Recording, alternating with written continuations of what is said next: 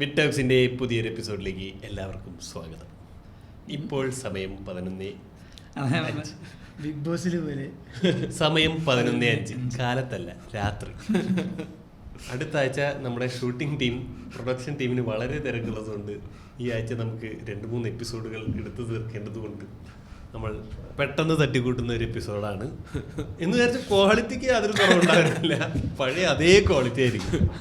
Mid ടോക്സിന്റെ പുതിയൊരു രാത്രി നട്ടപ്പാതിരി എപ്പിസോഡിലേക്ക് എല്ലാവർക്കും സ്വാഗതം. പറയൂ, ഇന്നത്തെ വിഷയം എന്താണ് മിസ്റ്റർ? കഴിഞ്ഞ എപ്പിസോഡിൽ നമ്മൾ പിടിക്കണമെന്ന് വിചാരിച്ചൊരു വിഷയമാണ് പിടിക്കണം കളികൾ.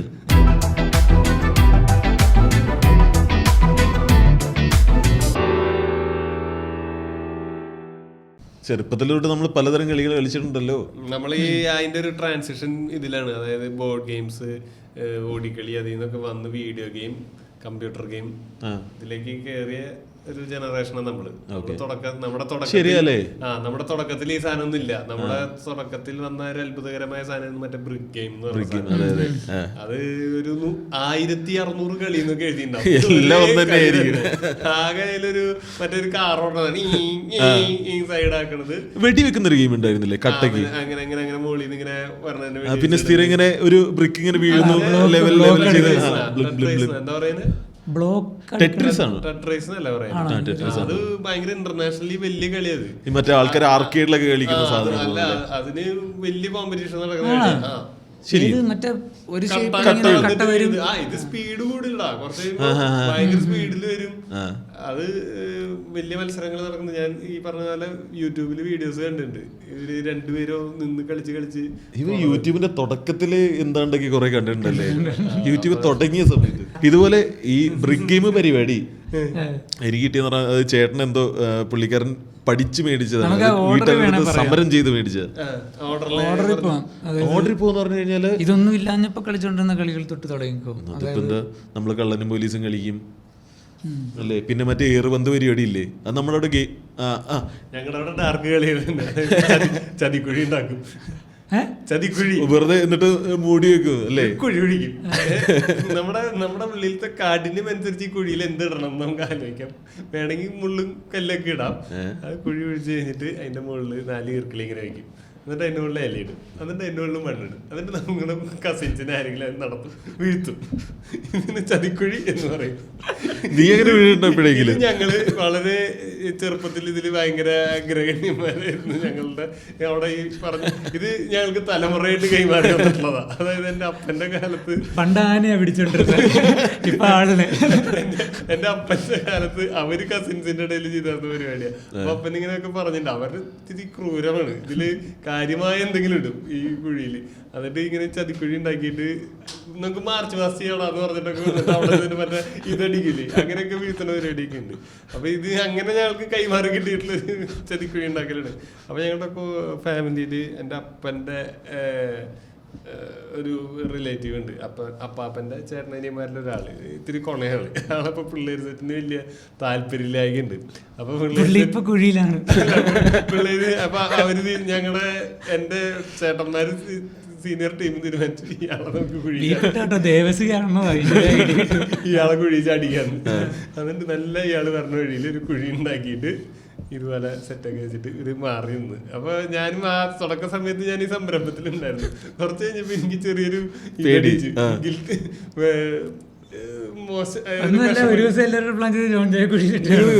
പറയട്ടെ. അപ്പൊ ആള് ചാടാൻ പോണ സമയത്ത് ഞാൻ പറഞ്ഞു, അപ്പൊ അവിടെ കുഴിയുണ്ട്.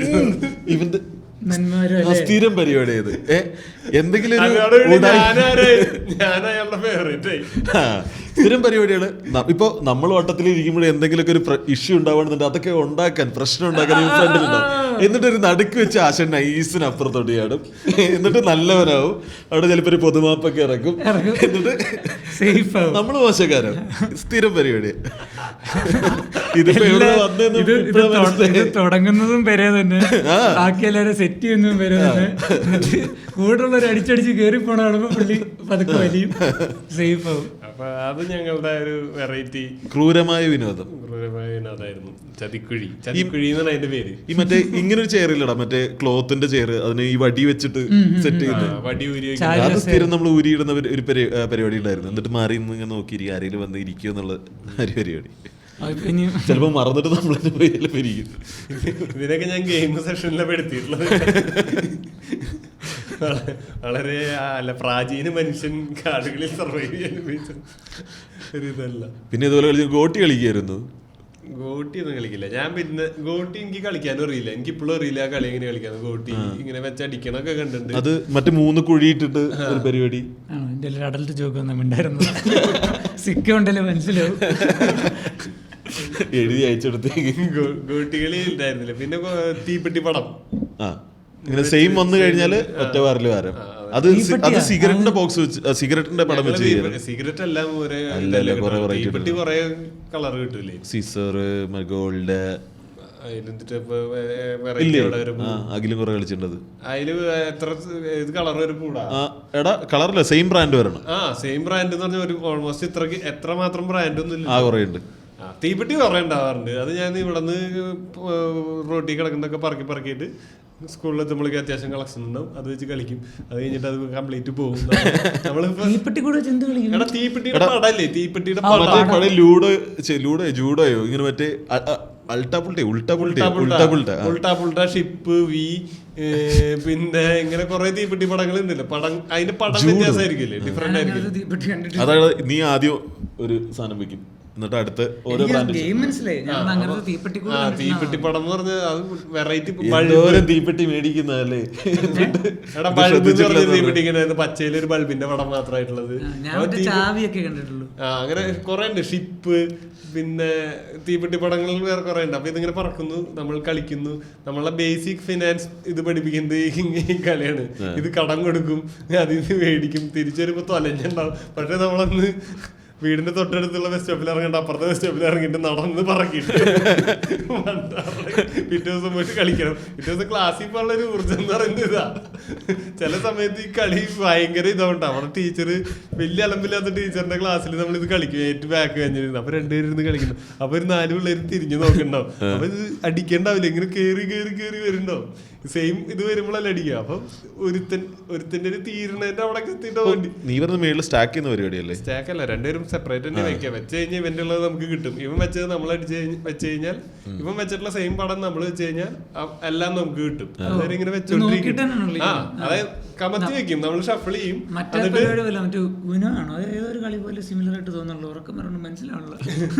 എടാ നിനക്കും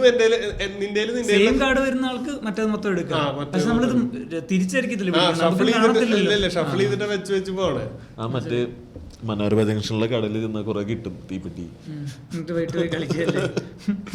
അപ്പൊ ഈ ടീച്ചർ ക്ലാസ് എടുക്കുന്ന സമയത്ത് നമ്മൾ ഈ സംഭവം ചെയ്തോണ്ടിരിക്കുന്നത്.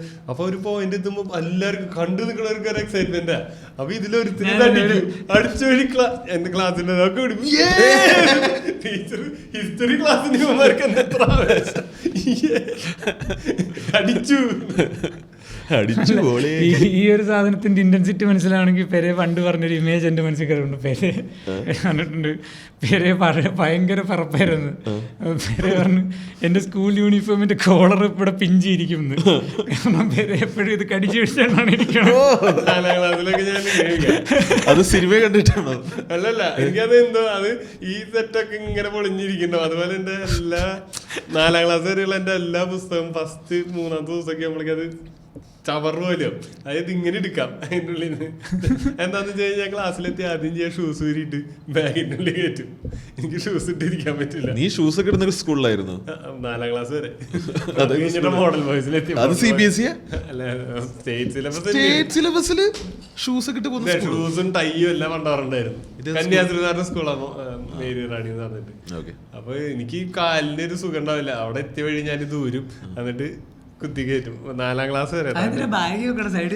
അതെനിക്കറിയില്ല, ഞാൻ ബാഗിൽ വെക്കാം. അപ്പൊ ഈ ടെക്സ്റ്റ് ബുക്കും നോട്ട് ബുക്കും ഒക്കെ ഏകദേശം ഒന്നായി ഉണ്ടാവും. അത് കാരണം പെട്ടെന്ന് എന്റെ ടെക്സ്റ്റ് ബുക്ക് എത്തിയാവും. പിന്നെ അതുപോലെ തന്നെ എനിക്ക് ബ്രേക്ക് വരെ ഒന്നും കാത്തിക്കാൻ പറ്റില്ല. വന്നിട്ടുള്ള ബിസ്ക്കറ്റ് ഞാൻ ഇടയ്ക്ക് പെൻസിൽ താഴെ ഇട്ടിട്ട് അവിടെ എന്നിട്ട് ഇന്റർവെല്ല് നമ്മൾക്ക് എന്റെ എല്ലാം തീർന്നിട്ടുണ്ടാവും. വരും. എന്റെ സ്കൂൾ കാലഘട്ടത്തില് തെണ്ടി തിന്ന അങ്ങനത്തെ പരിപാടിയായിരുന്നു. പിന്നത്തെ കളി പറ. Pen fight.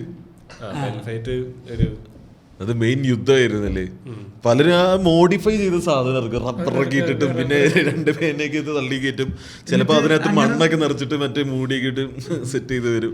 അത് ഓവറാകുമ്പോഴത്തേക്കും ആരെങ്കിലും ഒരു നിയമർക്ക് പറ്റൂല, മോഡിഫിക്കേഷൻ ഒന്നും പറ്റില്ല. പഴയ മീഡിയ പേന വെച്ച് കളിക്കണമെന്നൊക്കെ പറയും. ചിലമാര് മറ്റേ ഗൾഫിൽ നിന്നൊക്കെയുള്ള മറ്റേ മെറ്റലിന്റെ പേന വെയിറ്റ് ഉള്ള ഇത് നമ്മുടെ റോൾ പ്രകാരം ഇത് ഇറക്കാൻ പറ്റൂല.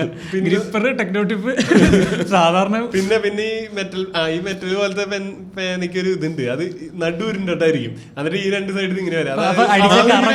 അവിടെ കിടന്ന് കറങ്ങുള്ളൂ, ഇത് നീങ്ങില്ല. നിന്ന് കഴിഞ്ഞാൽ അതിന് നല്ല വെയിറ്റും ഉണ്ട്. മെയിൻ ആയിട്ട് നമ്മള് റൈവൽറി ഉണ്ടായിരുന്നു എന്ന് പറഞ്ഞാൽ സ്കൂളിലൊക്കെ കളിക്കുമ്പോൾ റോട്ടോമാക്കും റെയ്നോൾസും തമ്മിലായിരുന്നു.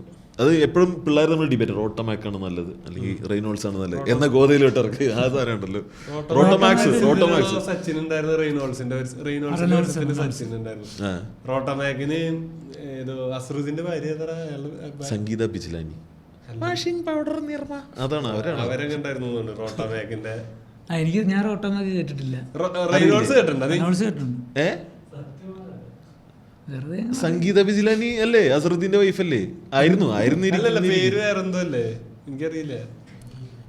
അല്ല പിന്നെ ചിലപ്പോ ഡിവോഴ്സ് ആയി കിട്ടിയിട്ടുണ്ടോ എനിക്കറിയില്ല. റിൻഷുവിന്റെ വീട്ടുപേര് തെറ്റിച്ചവരായിരിക്കും, പക്ഷെ ഒരു പെൺകുട്ടിയുടെ പേര് റിൻഷു പറഞ്ഞിട്ടുണ്ടെങ്കിൽ ഇത് കറക്റ്റ് ആയിരിക്കും. തെറ്റായിരിക്കും, കമന്റ്സിൽ കേൾക്കാം. നീ റെയ്നോൾസ് കേട്ടിട്ടുണ്ട്? അല്ല, നീല ക്യാപ്പും വെള്ള ഇതും ബോഡി ആയിട്ടുള്ളത്. നീല ക്യാപ്പും വെള്ള ഇരിക്കുന്ന നീല പോലത്തെ ഒരു അല്ലേ, ഇതിലും കുറച്ച് കട്ടി നീല എന്നിട്ടൊരു വെള്ള കണ്ടിട്ടുണ്ടാവും. കാണാതെ എങ്ങനെ പോകുന്നത്? ഇല്ല, ഏറ്റവും പഴയ സാധനം മറ്റേ 1 രൂപയുടെ ഒരു മഞ്ഞ പേന ഉണ്ടായിരുന്നല്ലോ, ഇല്ലേ? സ്റ്റിക്കീസില്ല, അത് ഞെക്കി പേന. അതല്ല ഒരു മഞ്ഞ പേന ഉണ്ടായിരുന്നു. മറ്റേ റീഫില്ലറിന്റെ മഷിയുടെ അളവ് കാണാൻ പറ്റാത്ത പേന. എഴുതുമ്പോ വേറൊരു ബബിൾഗത്തിന്റെ മണം വരും ഇല്ലേ? ബബിൾഗത്തിന്റെ മണമാണ് അതിന് അല്ലേ? ചുമ്മാ സമ്മതിക്കി.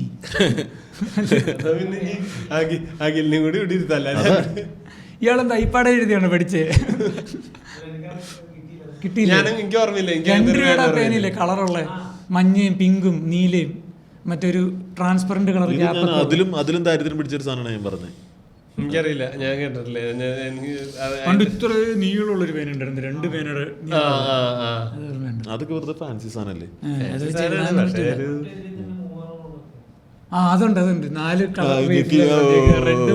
അതൊക്കെ റിലേറ്റീവ്ലി പിന്നെയാണ് വന്നത്. ഫാൻസി സാധനമായിട്ടാണ് പിന്നെ മാർക്കറ്റിൽ വന്നത്. പക്ഷേ ഏറ്റവും പഴയതായിട്ട് ഈ ഞെക്കിപ്പേനയുടെ സ്റ്റിക്കീസിയും പിന്നെ റെയ്നോൾസ് റോട്ടോമാക്സ് ആയിരുന്നു ആ കാലത്ത്. അത് കഴിഞ്ഞിട്ട് വന്ന ലക്ഷറി പേന അല്ലെങ്കിൽ പേനയിൽ വിപ്ലവം തുടങ്ങിയത് സെല്ലോ. സെല്ലോ ഗ്രിപ്പർ 0.5 നിബിന്റെ സൈസ്. ഇത് വെച്ച് ഫുൾ സ്പീഡാന്നൊക്കെ പറഞ്ഞിട്ട് ഇല്ല, ഗ്രിപ്പറിൽ സ്പീഡിൽ എഴുതാൻ പറ്റില്ല. പേപ്പർ കയറുന്ന ഒരു വൈബ്, അതിന്റെ ആ ബോള് ഭയങ്കര ഫീൽ ചെയ്യും. ഒരു കിരകിരിപ്പ് ഫീൽ ചെയ്യും. അത് കഴിഞ്ഞിട്ട് ജെല്ല് പേന വന്നു. നമ്മള് വിഷയത്തിൽ നിന്ന് വീണ്ടും പോയി. പിന്നെ ഒരു സാധനം ഗിൽറ്റ് മറ്റേ കളറുള്ള പേന അല്ലേ? അസൈൻമെന്റ് ഒക്കെ എഴുതുമ്പോ പണ്ടേ അവസാനം സാറന്മാര് താങ്ക് യു സർ എന്നൊക്കെ ഈ കൈയൊക്കെ വരയ്ക്കും. പേനയുടെ കാര്യം പറഞ്ഞോണ്ട് ഞാൻ ആദ്യമായിട്ട് ജീവിതത്തിൽ നമ്മളൊരു സാധനത്തിലും മറ്റേ കോമ്പറ്റീഷനിലൊന്നും പങ്കെടുത്തിട്ടില്ല. LKG മറ്റേ 4ാം ക്ലാസ് വരെ ഞാൻ CBSE സ്കൂളിലാണ് പഠിച്ചത്. അപ്പം നമ്മുടെ മനസ്സിൽ നമ്മൾ ഭയങ്കര ബിലോ ആവറേജ് സ്റ്റുഡൻ്റ് അല്ല, ആവറേജ് സ്റ്റുഡൻറ്റാണ്. അപ്പം നമുക്കിങ്ങനെ കോമ്പറ്റീഷൻ എന്നൊക്കെ പറഞ്ഞാൽ നമുക്ക് പറ്റൂല എന്നുള്ളത്, നമുക്കറിയത്തില്ല നമ്മളെ കൊണ്ട് എന്തെങ്കിലും പറ്റുമോ എന്നുള്ളത്. അപ്പം അങ്ങനെ ഇരിക്കുമ്പോൾ ഞാൻ 2ാം ക്ലാസ്സിലോ 3ാം ക്ലാസ്സിലോ പഠിക്കുമ്പോഴത്തേക്ക് ആ സമയത്താണ് മറ്റേ ചിക്കൻ ഗുനിയ ട്രെൻഡ് ആവണേ. ചിക്കൻ ഗുനിയ എന്നുള്ള സാധനം പോപ്പുലറായി പറഞ്ഞാൽ അതിനു മുന്നേ അങ്ങനെ കൊതുക് വഴി പകർന്നൊരു ഭയങ്കര സാധനം. അപ്പൊ ചിക്കൻ ഗുനിയ ഭയങ്കര പ്രശ്നമായിക്കൊണ്ടിരുന്ന സമയമായിരുന്നത്. അപ്പൊ ചിക്കൻ ഗുനിയെ പറ്റിയിട്ട് ചാർട്ട് പേപ്പർ അല്ല, ഒരു പേപ്പർ പ്രസന്റേഷൻ അല്ല, അതിന്റെ പേരെന്താ ഓർക്കുള്ള എന്തോ ചിക്കൻ ഗുനിയെ പറ്റിയിട്ടൊരു എഴുതണം, ഒരു സാധനം ചെയ്യണം. അപ്പം ഞാനാണെങ്കിൽ ആദ്യമായിട്ട് എനിക്ക് എന്തോ ഒരു മൂഡ് തോന്നി ഇത് ചെയ്യാം. കാരണം എനിക്ക് മറ്റേ ആർട്ട് ആൻഡ് ക്രാഫ്റ്റ് പരിപാടികൾ ഭയങ്കര ഇഷ്ടമാണ്. പേപ്പറൊക്കെ കട്ട് ചെയ്ത് വെട്ടി ഒട്ടിക്കാനും അല്ലെങ്കിൽ ഒരു ഷേപ്പിലൊക്കെ കൃത്യം വെട്ടാനൊക്കെ ഭയങ്കര ഇഷ്ടമാണ്. അപ്പം അങ്ങനെയുള്ള കുറേ സാധനങ്ങൾ ചെയ്യും. അപ്പോൾ ഞാൻ ഓർത്തപ്പോൾ വീട്ടിലന്ന് പത്രം വരുത്തുന്നില്ല, പക്ഷേ വേറെ ഏതോ വീട്ടിൽ പോയി പത്രമൊക്കെ മേടിച്ച് ഈ ചിക്കൻ കുഞ്ഞു ഞാൻ ഇങ്ങനെ കൊതുകിനെയൊക്കെ ആ ഷേപ്പിലൊക്കെ വെട്ടിയൊക്കെ ഒട്ടിച്ച് പക്ഷെ ഈ പറഞ്ഞ പോലെ കുറേ കഷ്ടപ്പെട്ട് ഇതെല്ലാം ഒട്ടിച്ച് കുറേ റിപ്പോർട്ടുകൾ അതും ഇതൊക്കെ എന്തൊക്കെയോ ചെയ്ത് മൊത്തം ഒട്ടിക്കലല്ല, എഴുതണം. സൈഡിൽ ഈ പടമൊക്കെ അടിപൊളിയായിട്ടൊക്കെ ഒട്ടിച്ചൊക്കെ സെറ്റ് ചെയ്ത് സാധനം കൊണ്ടുവന്ന് സബ്മിറ്റ് ചെയ്യാൻ നിൽക്കുമ്പോഴത്തേക്കും ഞാനിങ്ങനെ വെക്കാനിരിക്കുക. അപ്പോഴത്തേക്കും എൻ്റെ അപ്പുറത്തിരിക്കണവൻ അവൻ്റെ അമ്മ ഡോക്ടറാണ്. അമ്മ മറ്റേ മരുന്ന് എഴുതണ പോലെ ചിക്കൻ കുനിയെ പറ്റി 15 പേപ്പർ എഴുതി വിട്ടേക്കുക. ഞാൻ ഓർത്ത് ഈശ്വര, ഇതിനിടയിലാണ് നമ്മൾ മറ്റേ മാതൃഭൂമിയും മനോരമയും കട്ട് ചെയ്ത് കൊതുകിൻ്റെ പടമായിട്ട് ചെല്ലണം. ഭയങ്കര എനിക്കിങ്ങനെ മറ്റേ ആ പ്രായമാണല്ലോ നമ്മൾ, ഞാൻ നമ്മൾ ഇത്ര എഫേർട്ട് ഇട്ടിട്ട് ഒരു കയ്യടി പ്രതീക്ഷിക്കുമ്പോഴാണ് അവിടെ വന്നൊരുത്തൻ, അത് അവന്റെ അമ്മ ഡോക്ടർ, ഏത് ലെവല് നമ്മളെ വന്ന് അപ്പ അടിച്ചു കളഞ്ഞില്ലേ. എനിക്ക് വല്ലാത്ത വിഷമമായി. പിന്നെ അവർക്ക് ഇത്രയും കഷ്ടപ്പെട്ടല്ലേ എന്ന് ഓർത്ത് വെച്ച് എന്നിട്ട് ഞാൻ ഇങ്ങനെ നമ്മളൊരു അസംബ്ലി ദിവസം ഇങ്ങനെ നിൽക്കുക എല്ലാവരും കൂടെ, മറ്റേ ഓരോ ക്ലാസ് ലൈനിലേക്ക്. അപ്പോൾ എൻ്റെ ചേച്ചി ആ സ്കൂളിൽ തന്നെ പഠിക്കുന്നത്. അപ്പം ഇങ്ങനെ എന്തൊക്കെയോ പ്രൈസ് ഡിസ്ട്രിബ്യൂട്ട് ചെയ്യുന്ന കൂട്ടത്തിൽ നമ്മൾ കഴിഞ്ഞ ആഴ്ച നടത്തിയ ഈ മറ്റേ ചിക്കൻ കുനിയുടെ അതിനെപ്പറ്റിയുള്ള എഴുതണം മറ്റേ കോമ്പറ്റീഷനിൽ അതിൻ്റെ പേര് വന്നോട്ടെ, എന്ത് കോമ്പറ്റീഷനാണ് അതിൻ്റെ റിസൾട്ടൊക്കെ അനൗൺസ്. അപ്പം നമ്മളിങ്ങനെ ബാക്കിൽ എന്തോ സംസാരിച്ചൊക്കെ ഇങ്ങനെ ശ്രദ്ധിക്കാതിരിക്കുക. അപ്പം ഞാൻ ഇത് കേൾക്കുന്നുണ്ട് ചിക്കൻ കുനിയുടെ അനൗൺസ് ചെയ്യുന്നത്. അപ്പം ഞാൻ ഇങ്ങനെ തേട് വിളിക്കാൻ നേരത്തെ ഞാൻ ഒന്ന് ശ്രദ്ധിച്ച്, എങ്ങാനും കിട്ടിയാലും നമ്മൾ ഇത്രയും കഷ്ടപ്പെട്ടാലേ. തേട് വിളിച്ചപ്പോൾ ഇല്ല. അപ്പം സെക്കൻഡ് ഞാൻ ഇങ്ങനെ മനസ്സിൽ തന്നെ, നമ്മൾ സെക്കൻഡൊക്കെ ആഗ്രഹിക്കേണ്ട ആവശ്യമുണ്ടോ, വെറുതെ ഇപ്പൊ പ്രതീക്ഷിച്ച് ഇത് പറയുമ്പോൾ വിഷമാവും എന്നൊക്കെ ഓർത്തിട്ട് ഞാൻ ഇങ്ങനെ വേണ്ട, ശ്രദ്ധിക്കേണ്ടത് കിട്ടൂല ആ സാധനത്തിൽ ഇങ്ങനെ ഇരിക്കുക. സെക്കൻഡും പക്ഷെ ഇങ്ങനെ പറയുന്നുണ്ടെങ്കിലും ചെറുതായിട്ട് പേര് ശ്രദ്ധിക്കുന്നുണ്ട്, അവിടെയും പേരില്ല. ഞാൻ ഓർത്ത് കിട്ടൂല. ഫസ്റ്റ് നമ്മൾ ചിന്തിക്കുന്നില്ലല്ലോ, എന്നിട്ട് ഫസ്റ്റ് പേര് വിളിച്ച് ഞാനവിടെ വർത്താനമൊക്കെ പറഞ്ഞുകൊണ്ടിരിക്കുക. അവിടെ ഫസ്റ്റ് ശ്രദ്ധിക്കുന്നു. അപ്പോൾ ചേച്ചി, ഞാൻ ഇങ്ങനെ 3ാം ക്ലാസ്സിൻ്റെ ലൈനിൽ നിൽക്കുക, ചേച്ചി 7ാം ക്ലാസ്സിൻ്റെ ലൈനിൽ അവിടെ നിന്നിട്ട് പേര് അവസാനം ഞാൻ ചെല്ലുമ്പോൾ അന്ന് എനിക്ക് ആദ്യമായിട്ട് പ്രൈസ് കിട്ടുകയാണ്. മറ്റേ പുല്ല് ഇത്തരം കഥ പറഞ്ഞിട്ട പേരുടെ പേര് മറന്നുപോയി. ഹീറോ പെൻ അല്ലല്ല, അന്നതൊരു 15 രൂപ വിലയാ. 15 രൂപയുടെ ഒരു ഭയങ്കര ഒരു പാർക്കർ ഒന്നുമില്ല, പാർക്കർ 15 രൂപ. അതിൻ്റെ പേരെന്തായിരുന്നു? 15 രൂപയുടെ. അന്ന് മറ്റേ പേനക്കൊക്കെ 2 രൂപ 5 രൂപ ഉള്ളൂ മാക്സിമം, നല്ല പേനക്കൊക്കെ. അന്ന് 15 രൂപയാണ് ഈ സാധനത്തിന്. പേപ്പർ സോഫ്റ്റ് പേന കേട്ടിട്ടുണ്ടോ? എന്നാ പിന്നെ കട്ട് ചെയ്ത് കണ്ണാടിയിൽ മാത്രമുള്ള പേപ്പർ സോഫ്റ്റ് ഇച്ചിരി പ്രീമിയം ലുക്കുള്ളൊരു നല്ല ശരിക്കും. സാധാരണ നമ്മൾ കാണുന്ന പേനയുടെ ഒരു സ്റ്റൈൽ എന്താ, ട്രാൻസ്പെറന്റ് ഒരു സാധനം, അകത്ത് കാണാന്നൊരു റീഫില്ലർ, അറ്റത്തൊരു വൃത്തികെട്ട ഷേപ്പിലൊരു സാധനം, മൂടിയും ഇപ്പുറത്തൊരു സിൽവർ കളർ മൂടിയും ക്യാപ്പും, ഇതല്ലേ ഉള്ളൂ. അതാണല്ലോ ഒരു നോർമൽ പേന. ഇതെന്ന് പറഞ്ഞു കഴിഞ്ഞാൽ മറ്റേ ഫുൾ ഒരു സ്റ്റീൽ പരിപാടി, ഭയങ്കര പ്രീമിയം, പോക്കറ്റിലൊക്കെ വെക്കാൻ കൊള്ളാവുന്നൊരു ചെറിയ പാർക്കറിന്റെ ഒരു കുറഞ്ഞ വെർഷൻ ഒരു സാധനം. സത്യം പറഞ്ഞ പേനകളിലോട്ട് പോയി ടോപ്പിക്ക് നമുക്ക് ദീപ് പ്രദീപിനും കൂടെ എനിക്ക് ഉറക്കം എന്നെ പറയുന്നത് ആ സാധനമായിരുന്നു. സംഭവം എന്ന് വെച്ചാൽ ഞാൻ ഭയങ്കര പ്രൗഡായി ആ സാധനം കിട്ടിയ. പിന്നെയാണ് മനസ്സിലാക്കുന്നത് ഈ സാധനം പേന മാത്രം ഇറക്കണം, റീഫില്ലർ ഇറക്കണം. ഒടുക്കത്തെ നഷ്ടം. എഴുതി തീർന്ന കഴിഞ്ഞു. നീ എടുത്തു വെച്ചിട്ടുണ്ടോ അത് ജീവിതത്തിൽ ആദ്യമായിട്ട് കിട്ടിയ ഫസ്റ്റ്? പിന്നെ എന്റെ പേര് റിൻഷാന്നല്ലേ, ഞാൻ വലിയ പിട്ടു എന്ന് പറഞ്ഞിട്ട് കളിക്കാറുണ്ട്. പല പേരുകളുണ്ട്. അതായത് ഇപ്പൊ 2 ടീം തിരിയും, എന്നിട്ട് ഇവിടെ കല്ലുമ്മ കല്ല് അതിന് നമ്മള് ഗെയിം എന്നാ പറയാ. എന്നിട്ട് ഏറല്ലേ അങ്ങോട്ട് ടീം എറിയും, എന്നിട്ട് അത് തെറിച്ചു പോകും. എന്നിട്ട് ഈ ബോള് അപ്പുറത്തെ തിരിച്ച് കയറ്റി വെക്കണം. ഏറ്റവും അവസാനത്തേക്ക് പിട്ടു. നമ്മളോട് ഗെയിം എന്ന് പറയാം. എന്തിനാ വിളിക്കുക? അല്ല അവസാനത്തെ നിങ്ങൾ ഗെയിം എന്ന് പറയില്ലേ?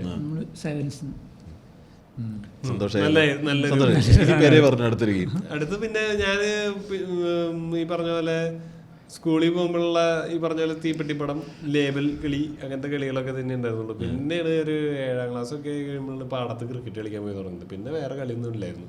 Cricket, football.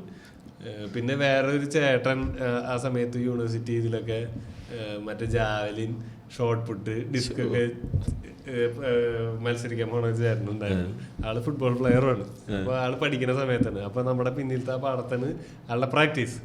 അങ്ങനെ ആ സമയത്തൊക്കെ നമ്മള് ജാവലിനൊക്കെ എറിയാൻ ആള് എന്തായാലും പ്രാക്ടീസ് ചെയ്യുന്നില്ല. അപ്പൊ അവിടെ പോയി നിൽക്കുമ്പോ ജാവലിന് എറിയും, ഡിസ്ക് എറിയും. ഈ സാധനം ഒന്നും നമ്മൾ ജാവലിന് കുത്തി ജാവലിന് എറിയാ അവളല്ലാണ്ട് എറിയാറിയാം, പക്ഷെ ദൂരം പോയില്ല. അത് മാത്രം അറിയാതെ ദൂരം പോയില്ല. ശരിയാ, അത്രേ ഉള്ളൂ. കൊത്തും. നിന്നെ വളഞ്ഞു വീഴില്ലേ? അപ്പൊ പിന്നെ ക്രിക്കറ്റ് കളി തുടങ്ങി. ക്രിക്കറ്റ് കളി തുടങ്ങിയ സമയത്ത് ഭയങ്കര ക്രിക്കറ്റ് കളിയായിരുന്നു. ക്രിക്കറ്റ് ഭയങ്കര പാഷൻ പരിപാടിയായിരുന്നല്ലേ? അന്ന് ഭയങ്കര രസമായിരുന്നു. നമ്മള് ക്രിക്കറ്റ് കാണാനും നല്ല രസമായിരുന്നു. കാരണം അന്ന് ഇന്ത്യ അണ്ടർഡോഗ്സാന്ന് മാത്രല്ല, അന്ന് ഈ ചവറ് പോലെ കുറെ കളിയൊന്നുമില്ല. അല്ല, ശരിക്കും പറഞ്ഞാല് അന്ന് ഇന്ത്യ കളിക്കുമ്പോ ജയിക്കാനും മറ്റേ കാലാവസ്ഥ പറയുന്ന പോലെ പെയ്യാനും പെയ്യാതിരിക്കാനും സാധ്യതയുണ്ടെന്ന് പറയുന്ന പോലെ ഇന്ത്യ തോൽക്കാൻ നല്ല ശതമാനം സാധ്യതയുണ്ട്. അപ്പൊ അതെ, നമ്മളിപ്പോ എല്ലാവരുടെയും മുകളിലായി. ഇപ്പൊ ഒന്നും ഒരു കളിയാണ് ഒരു രസമില്ലെന്ന് വെച്ചാൽ ഞാൻ ഇങ്ങനെ വിചാരിക്കും 2-3 വിക്കറ്റ് പോണേ. കാരണം ഒരു നമുക്ക് ചിയർ ചെയ്യാനുള്ള ഒരു സാധനം ഉണ്ടല്ലോ. പിന്നെ അന്ന് ഇങ്ങനൊരു സാധനം എല്ലാവരുടെ വീട്ടിലും ചിലപ്പോ ഉണ്ടാവും. ഇത് സച്ചിൻ ഔട്ടായ ടി വി ഒരു പരിപാടി. അമ്മയൊക്കെ കളി കാണായിരിക്കും, ക്രിക്കറ്റ് കളി കാണായിരിക്കും. എന്നിട്ട് വെറുതെ ചോദിക്കും സച്ചിൻ ഔട്ടായോ, അപ്പൊ ഇനി എന്തിന്റെ കാര്യമുള്ള എന്റെ വീട്ടില് നമ്മളിങ്ങനെ തകർന്നു വീഴുന്നത് നമ്മളിങ്ങനെ കണ്ടിരിക്കുകയാണ്. പണ്ടാറം ഇവൻ കളിച്ചെങ്കി അന്ന് ആദ്യമായിട്ട് ബാറ്റ് പിടിക്കുന്നത് പോലും നമ്മൾ വിചാരിക്കും. പക്ഷെ ഇവ എന്തൊരു കളിച്ചെങ്കി ചിലപ്പോ ഇടയ്ക്ക് ആരെങ്കിലും എന്തെങ്കിലും കാണിച്ചൊക്കെ ജയിക്കും. അത്ഭുതം കാണിക്കാറുള്ള ആൾക്കാർ. അജിത് അഗാർക്കർ ഒരു സമയത്ത് സെഞ്ചുറി കണ്ടടിച്ചിട്ടുണ്ട്. എനിക്കറിയില്ല, ആളൊരു അങ്ങനത്തെ ഒരു മാജിക് അല്ല പുള്ളി. പക്ഷെ നിരത്തി പിടിച്ച് ഡക്കായി റെക്കോർഡ് കണ്ടായിട്ടില്ല. അതോ റെക്കോർഡ് ആവാനിരിക്കെ പുള്ളി ഒന്ന് മുട്ടിയിട്ട് എന്നിട്ട് അന്ന് ആൾക്കാരെല്ലാരും ചീർ ചെയ്ത് പുള്ളിക്ക് വേണ്ടിട്ട്. അത് പിന്നെ ഇന്ത്യക്കാര് മറ്റേ ബോൾ വരുന്നുണ്ട് എടുത്തോ ഈ ഒരു സാധനം ഉണ്ടായിരുന്നല്ലോ. ബോളിന്റെ മോളി കൂടെ ചാടുന്നൊക്കെ പറഞ്ഞ ഫീൽഡിംഗ് ഒക്കെ നമ്മുടെ ഭയങ്കര മോശമായിരുന്നു. ഇവിടെ ബോൾ വന്നാണ് നീ എടുത്തോന്നും പറഞ്ഞിട്ട് സാധനം ഉണ്ടല്ലോ, നിന്റെ ബോൾ ഇങ്ങനെയല്ലേ പിടിച്ചോടാ. ആ സമയത്തൊക്കെ ക്രിക്കറ്റ് കാണാൻ ഭയങ്കര നല്ല രസമായിരുന്നു. പിന്നെ നമ്മളുടെ ക്രിക്കറ്റ് കളിയിൽ അന്ന് ഈ സച്ചിന്റെ വിക്കറ്റ് പോയി ഗാംഗുലിയൊക്കെ പോയി കഴിഞ്ഞിട്ട് പിന്നെ ഒരു പ്രതീക്ഷ പറഞ്ഞ 2 ആൾക്കാരും റോബിൻ സിംഗും അജയ് ജഡേജയും. അന്ന് മേടിക്കുന്ന കാശിന് പണിയെടുക്കണവരും തോന്നുന്നു. അതായത് ഓടിയിട്ട് റൺ ഉണ്ടാക്കുവര്. റോബിൻ സിംഗ് ഭയങ്കര ഫാസ്റ്റ് ആയിരുന്നു. ഫീൽഡിലും പുള്ളി ഭയങ്കര കിടിലായിരുന്നു. അന്ന് ക്യാച്ചും ഇതൊന്നും ചോരാത്ത ഒരു ഇത്, അല്ലെങ്കിൽ ഒരു ഡൈവ് ചെയ്തൊരു പറന്ന് പിടിക്കുന്നൊക്കെ തോന്നുന്ന ഒരാള്. ജഡേജ ഇന്ത്യൻ ജോണ്ടി റോഡ്സ് അല്ലേ? ഇപ്പോഴത്തെ ജഡേജയുടെ കളി പോലെ പുള്ളിനെ ഇന്ത്യൻ ജോണ്ടി റോഡ്സ് എന്നല്ലേ പറയും. ജോണ്ടി റോഡ്സ് ഭയങ്കര കിടിലം, പുള്ളി ഇന്ത്യൻ ജോണ്ടി റോഡ്സ്. പിന്നെ നമ്മുടെ ഫീൽഡിങ്ങിൽ ഭയങ്കര മാറ്റം വന്നത് കെയ്ഫ്, യുവരാജ് സിംഗ്. പിന്നെ ഫീൽഡിങ് നമ്മളുടെ ഭയങ്കര മാറ്റം വന്നൊരു കാലഘട്ടമായിരുന്നു. അതൊക്കെ ക്രിക്കറ്റ് ഇങ്ങനെ കണ്ടുകൊണ്ടിരിക്കാൻ ഭയങ്കര രസമായിരുന്നു. വൺ ഡേ കാണാൻ ഭയങ്കര രസമായിരുന്നു. അന്ന് നമ്മൾ ക്രിക്കറ്റ് നമ്മളറിയാണ്ട് തന്നെ ക്രിക്കറ്റ് കുറെ ഫോളോ ചെയ്യുന്നുണ്ട്. എന്താന്ന് വെച്ചാൽ ഒരു 4 ടീമിലും 5 ടീമിലും ഏകദേശം എല്ലാ പ്ലേയേഴ്സിന്റെ പേരറിയായിരുന്നു. അന്ന് ക്രിക്കറ്റ് ഞാൻ വീട്ടില് ഈ പറഞ്ഞ പോലെ ഒറ്റയ്ക്ക് ക്രിക്കറ്റ് കളിക്കുന്നത് ചുമരിമേക്ക് എറിയുന്നു. എന്റെ വീടിന്റെ അകത്തുള്ള ഒരു ഭരണി ഉണ്ട്, അത് സ്റ്റെമ്പ്. ഇവിടത്തെ 2 സോഫയുണ്ട്, അത് ഫീൽഡർമാരാണ്. അകത്താണ് കളിക്കുന്നത്. വീടിന്റെ അകത്ത്. കാലത്ത് ഇവിടെ പുറത്ത് കളിക്കും. അത് കഴിഞ്ഞിട്ട് ഉച്ചക്കിലോ വല്ല ടൈമില് പിന്നെ കളിക്കുന്നത് ഇതിന് അമ്മയുടെ നല്ല ചെയ്ത് ചുമരിമേക്ക് നമ്മള് ബോളിലാണ് ഇത്. ആ ഭാഗത്ത് ഇങ്ങനെ ചെളി വരും, അല്ലെങ്കിൽ അതിങ്ങനെ പൊളിഞ്ഞു വരും. നമ്മളടിക്കുന്നു. അപ്പൊ വളരെ രസകരമായ സ്കോർ ഇതൊക്കെ നോട്ട്ബുക്കിൽ എഴുതിയിട്ടുണ്ട് 4. എനിക്ക് തോന്നും ചിലപ്പോ ഡ്രാമാറ്റിക് ആക്കണം, 2 ബോൾ ഇതൊക്കെ നമ്മളെ കൊണ്ട് നടക്കുകയും ചെയ്യും. അപ്പൊ ഇത് ഒരു സിനിമ പോലെ നമ്മളിത് കളിച്ചോണ്ടിരിക്കണം. അപ്പൊ കറക്കിയിട്ട് എറിയുമ്പോ ചിലപ്പോ കുത്തിയിട്ട് സ്പിന്നൊക്കെ വരും. എന്നിട്ട് ഗ്യാപ്പിൽ കൂടെ അടിക്കണം. ഇതൊക്കെ കളിക്കുന്നു. അത് കഴിഞ്ഞ് ഇത്രയും പ്രാക്ടീസ് കഴിഞ്ഞിട്ട് നമ്മൾ പാടത്ത് ക്രിക്കറ്റ് കളിക്കലും ബാറ്റിംഗും ഇല്ല, ഫീൽഡിങ് മാത്രല്ലേ അന്ന് നമ്മള് പിള്ളേരെ സൈഡാക്കുന്ന പരിപാടി. അങ്ങനത്തെ പരിപാടി. ക്രിക്കറ്റ് എനിക്ക് തോന്നുന്നു ക്രിക്കറ്റിന്റെ പ്രശ്നമല്ല. ക്രിക്കറ്റ് കളി കണ്ടു കഴിഞ്ഞാൽ പിന്നെ ഭയങ്കരമായിട്ട് കളിക്കണം എന്നുള്ളൊരു നമുക്ക് ബാറ്റ് ചെയ്യാനാണ് എപ്പോഴും ഒരു ത്വരയുള്ളത് അല്ലേ? ആണോ? പക്ഷെ എനിക്കാണെങ്കിൽ ഞാൻ എങ്ങനെയൊക്കെ അറിഞ്ഞാലും എന്റെ ബാറ്റ് ബോളില്ല, ഞാൻ എങ്ങനെ എന്റെ ബാറ്റ് ബോളുകളില്ല. അതാ ആഗ്രഹം പറഞ്ഞു. എനിക്കും ബാറ്റ് ചെയ്യാൻ അറിഞ്ഞൂടാ. എന്ന് വെച്ചാൽ എല്ലാവർക്കും ഒരു നിന്നങ്ങ് ബാറ്റ് ചെയ്യണം എന്നുള്ളൊരു ആഗ്രഹമാണ്. ചുമ്മാ ബാറ്റ് ചെയ്ത് അങ്ങ് വീശണം. അല്ല ഞാൻ ഈ പറഞ്ഞ പോലെ ഞാനൊക്കെ ബാറ്റ് ചെയ്യാൻ എത്തുമ്പോ ടീമിൽ ബാറ്റ് ചെയ്യാൻ എത്തുമ്പോഴേക്കില്ലേ, അതായത് സെക്കൻഡ് ബാറ്റിങ്ങിൽ ഞാൻ ബാറ്റിംഗ് എത്തുമ്പോഴേക്കും ടീം അടുത്ത കളീനെ പറ്റി ചർച്ച ഞാൻ സെയിം. എനിക്ക് ഏറ്റവും കൂടുതൽ അപമാനം സഹിക്കേണ്ടി വന്നേക്കുന്നത് കളിക്കാൻ പോയിട്ടാ. എനിക്ക് ആദ്യത്തെ കുറേ നാൾ കളിക്കാൻ പോയപ്പോഴത്തേക്കും തന്നെ ഞാൻ ഓർത്തത് പഠിക്കാൻ പറ്റും, പതുക്കെ പതുക്കെ ശരിയാവുന്നൊക്കെ. അപ്പം എൻ്റെ നന്നായിട്ട് കളിക്കാൻ ഒന്ന് രണ്ട് കൂട്ടുകാരുണ്ട്, അവന്മാരെപ്പോഴും പറഞ്ഞു തരും ഇങ്ങനെ ചെയ്യണം അങ്ങനെ ചെയ്യണം എന്നൊക്കെ പറഞ്ഞു തരും. ഞാൻ എല്ലാം കേട്ട് തലയിൽ കേട്ട് കാണാൻ വീട്ടിൽ. അപ്പം ഈ നമ്മളെയൊക്കെ ഹോട്ടലും ഒരു 3-4 വയസ്സ് എളുപ്പമുള്ള പിള്ളേരൊക്കെ അവരെ നന്നായിട്ട് കളിക്കും. അതുകൊണ്ട് അവര് പറയും, നീ ഇവിടെ അല്ല, നീ രാജീവ് ഗാന്ധി ട്രോഫി ഇരുപത്തി തൊഴയാൻ പോകും എന്നൊക്കെ പറഞ്ഞിട്ടൊക്കെ ആക്കും. നീ ഇവിടെ അല്ല ഇറങ്ങണ്ട, നീ വള്ളംകളി ഇറങ്ങും എന്ന് പറയും. എന്നിട്ട് ഇവരിങ്ങനെ നമുക്ക് അവിടെ ടൂർണമെന്റിന് പോയാലോ എന്നെ കുറിച്ച് ഇവർ ഭയങ്കര ഡിസ്കഷനാണ്. നമ്മളവിടെ രജിസ്ട്രേഷൻ ഇത്രയും പൈസ നമ്മളെല്ലാവരും പിരിവിട്ട് കഴിഞ്ഞാൽ അങ്ങനെ പോയി ഇങ്ങനെ പോകുന്നൊക്കെ പറയുമ്പോഴത്തേക്കും ഞാൻ ഇങ്ങനെ സൈഡിൽ അപ്പോൾ നീ വള്ളം കളിക്ക് വെക്കോ കൂടാ. ഭയങ്കരമായിട്ട് അപമാനം സഹിക്കണം. പിന്നെ ഞാൻ അങ്ങനെ ആ കലിപ്പിന് എറിഞ്ഞെറിഞ്ഞെറിഞ്ഞ് ബോൾ ചെയ്യാൻ പഠിച്ചു. കിടിലായിട്ട് ബോൾ ചെയ്യും. പക്ഷെ എനിക്ക് പ്രശ്നം എന്ന് വെച്ചാൽ ഞാൻ എങ്ങനെയൊക്കെ വന്ന് എറിഞ്ഞാലും അത് സെന്റർ പിച്ചേ പോവുള്ളൂ. എനിക്കറിയില്ല, അതിനൊരു ടെക്നിക്ക് എനിക്ക് എങ്ങനെ വന്നാലും കിട്ടില്ല. ടെന്നീസ് ബോളിലും മറ്റേ ബോളിൽ അറിയാം, മറ്റേ സ്റ്റിച്ച് ബോളിൽ എനിക്ക് ബോൾ ചെയ്യാൻ ഇതുവരെ കളിച്ചിട്ടുണ്ട്. സ്റ്റിച്ച് ബോളാ ഞാൻ സ്റ്റിച്ച് ബോൾ തൊട്ടിട്ട് ഞാൻ റബ്ബർ ബോള് അതൊക്കെയാണ് നമ്മുടെ കളി. ഞാൻ ടെന്നീസ് ബോളിൽ ക്രിക്കറ്റ് കളിക്കുന്ന കോൺഫിഡൻസിൽ എറിയണ കോൺഫിഡൻസിൽ ഡിസ്ട്രിക്ട് സെലക്ഷൻ ഒക്കെ പോയിട്ടുണ്ട്. അവിടെ ചെന്നപ്പോ ഇതാ ഇതെങ്ങനെ സൈസ് കൂടുതല, കയ്യിലൊരു 4 പേര് ഇരിക്കുന്ന തോന്നുന്നത്, ഇതെടുത്ത് എറിയും വേണ്ടേ. അപ്പൊ നമ്മളവിടെ ചെന്നിട്ട് ഇത്രയും പാടത്ത് ഒരു മീഡിയം പേസ് എറിയണ അവിടെ പോയിട്ട് സ്പിന്നിങ് ഇത് കറക്കിട്ട് അറിയാറിയ മീഡിയം പേസ് പാറപ്പുറം എൻഡ്. ഞാനിതുപോലെ അവസാനം പിന്നെ ഓഫ് സ്പിന്നൊക്കെ കേട്ടോ. അത് പറയുമ്പോ എങ്ങനെ മേളിൽ പൊക്കി എറിഞ്ഞ അവസാനം പിച്ച് ചെയ്ത് എങ്ങനെയും ടേൺ ചെയ്യണം. അപ്പൊ ഗ്രിപ്പൊക്കെ ഇങ്ങനെയൊക്കെ പിടിച്ച് എങ്ങനെയെങ്കിലും. അപ്പോഴാണ് എനിക്കൊരു കാര്യം മനസ്സിലായത്, റബ്ബർ ബോള് അതായത് ടെന്നീസ് ബോള് സ്പിൻ ആവണ പോലെ സ്റ്റിച്ച് ബോൾ ഇത് പോവില്ല. പുതിയ ബോളാണെങ്കിൽ ഒട്ടും ആവില്ല. ഇതൊന്ന് പഞ്ഞിക്കെട്ട് പോലെ ആയി കഴിയുമ്പോൾ നമ്മൾ എറിഞ്ഞ് കഴിയുമ്പോൾ ഇതൊന്ന് കറങ്ങി പോവുള്ളൂ. സ്റ്റിച്ച് ബോൾ ആദ്യമായിട്ട് കൈ കിട്ടിയപ്പോ എനിക്ക് വല്ലാത്തൊരു തിരിച്ചറിവായിരുന്നു. എന്റെ എല്ലാ സ്വപ്നങ്ങളും എന്റെ മാൻ ഓഫ് ദി മാച്ച് കിട്ടുന്നുള്ള ഇംഗ്ലീഷ് പറയാനുള്ള പ്രശ്നവും അതൊരു വല്ലാത്ത ഒരു തലമുറയുടെ ഏറ്റവും വലിയ പേടിയതായിരുന്നു ഇന്ത്യൻ ടീമിൽ മാൻ ഓഫ് ദി മാച്ച് എങ്ങനെ ഇംഗ്ലീഷിൽ സംസാരിക്കുന്നു. പക്ഷെ അവര് ഇരുന്നിട്ട് ഇന്റർനാഷണൽ പ്ലേയേഴ്സ് ഇരുന്ന് ക്ലാസ് എടുക്കുകയും ചെയ്യും, ഐ മീൻ പഠിക്കുകയും ചെയ്യും.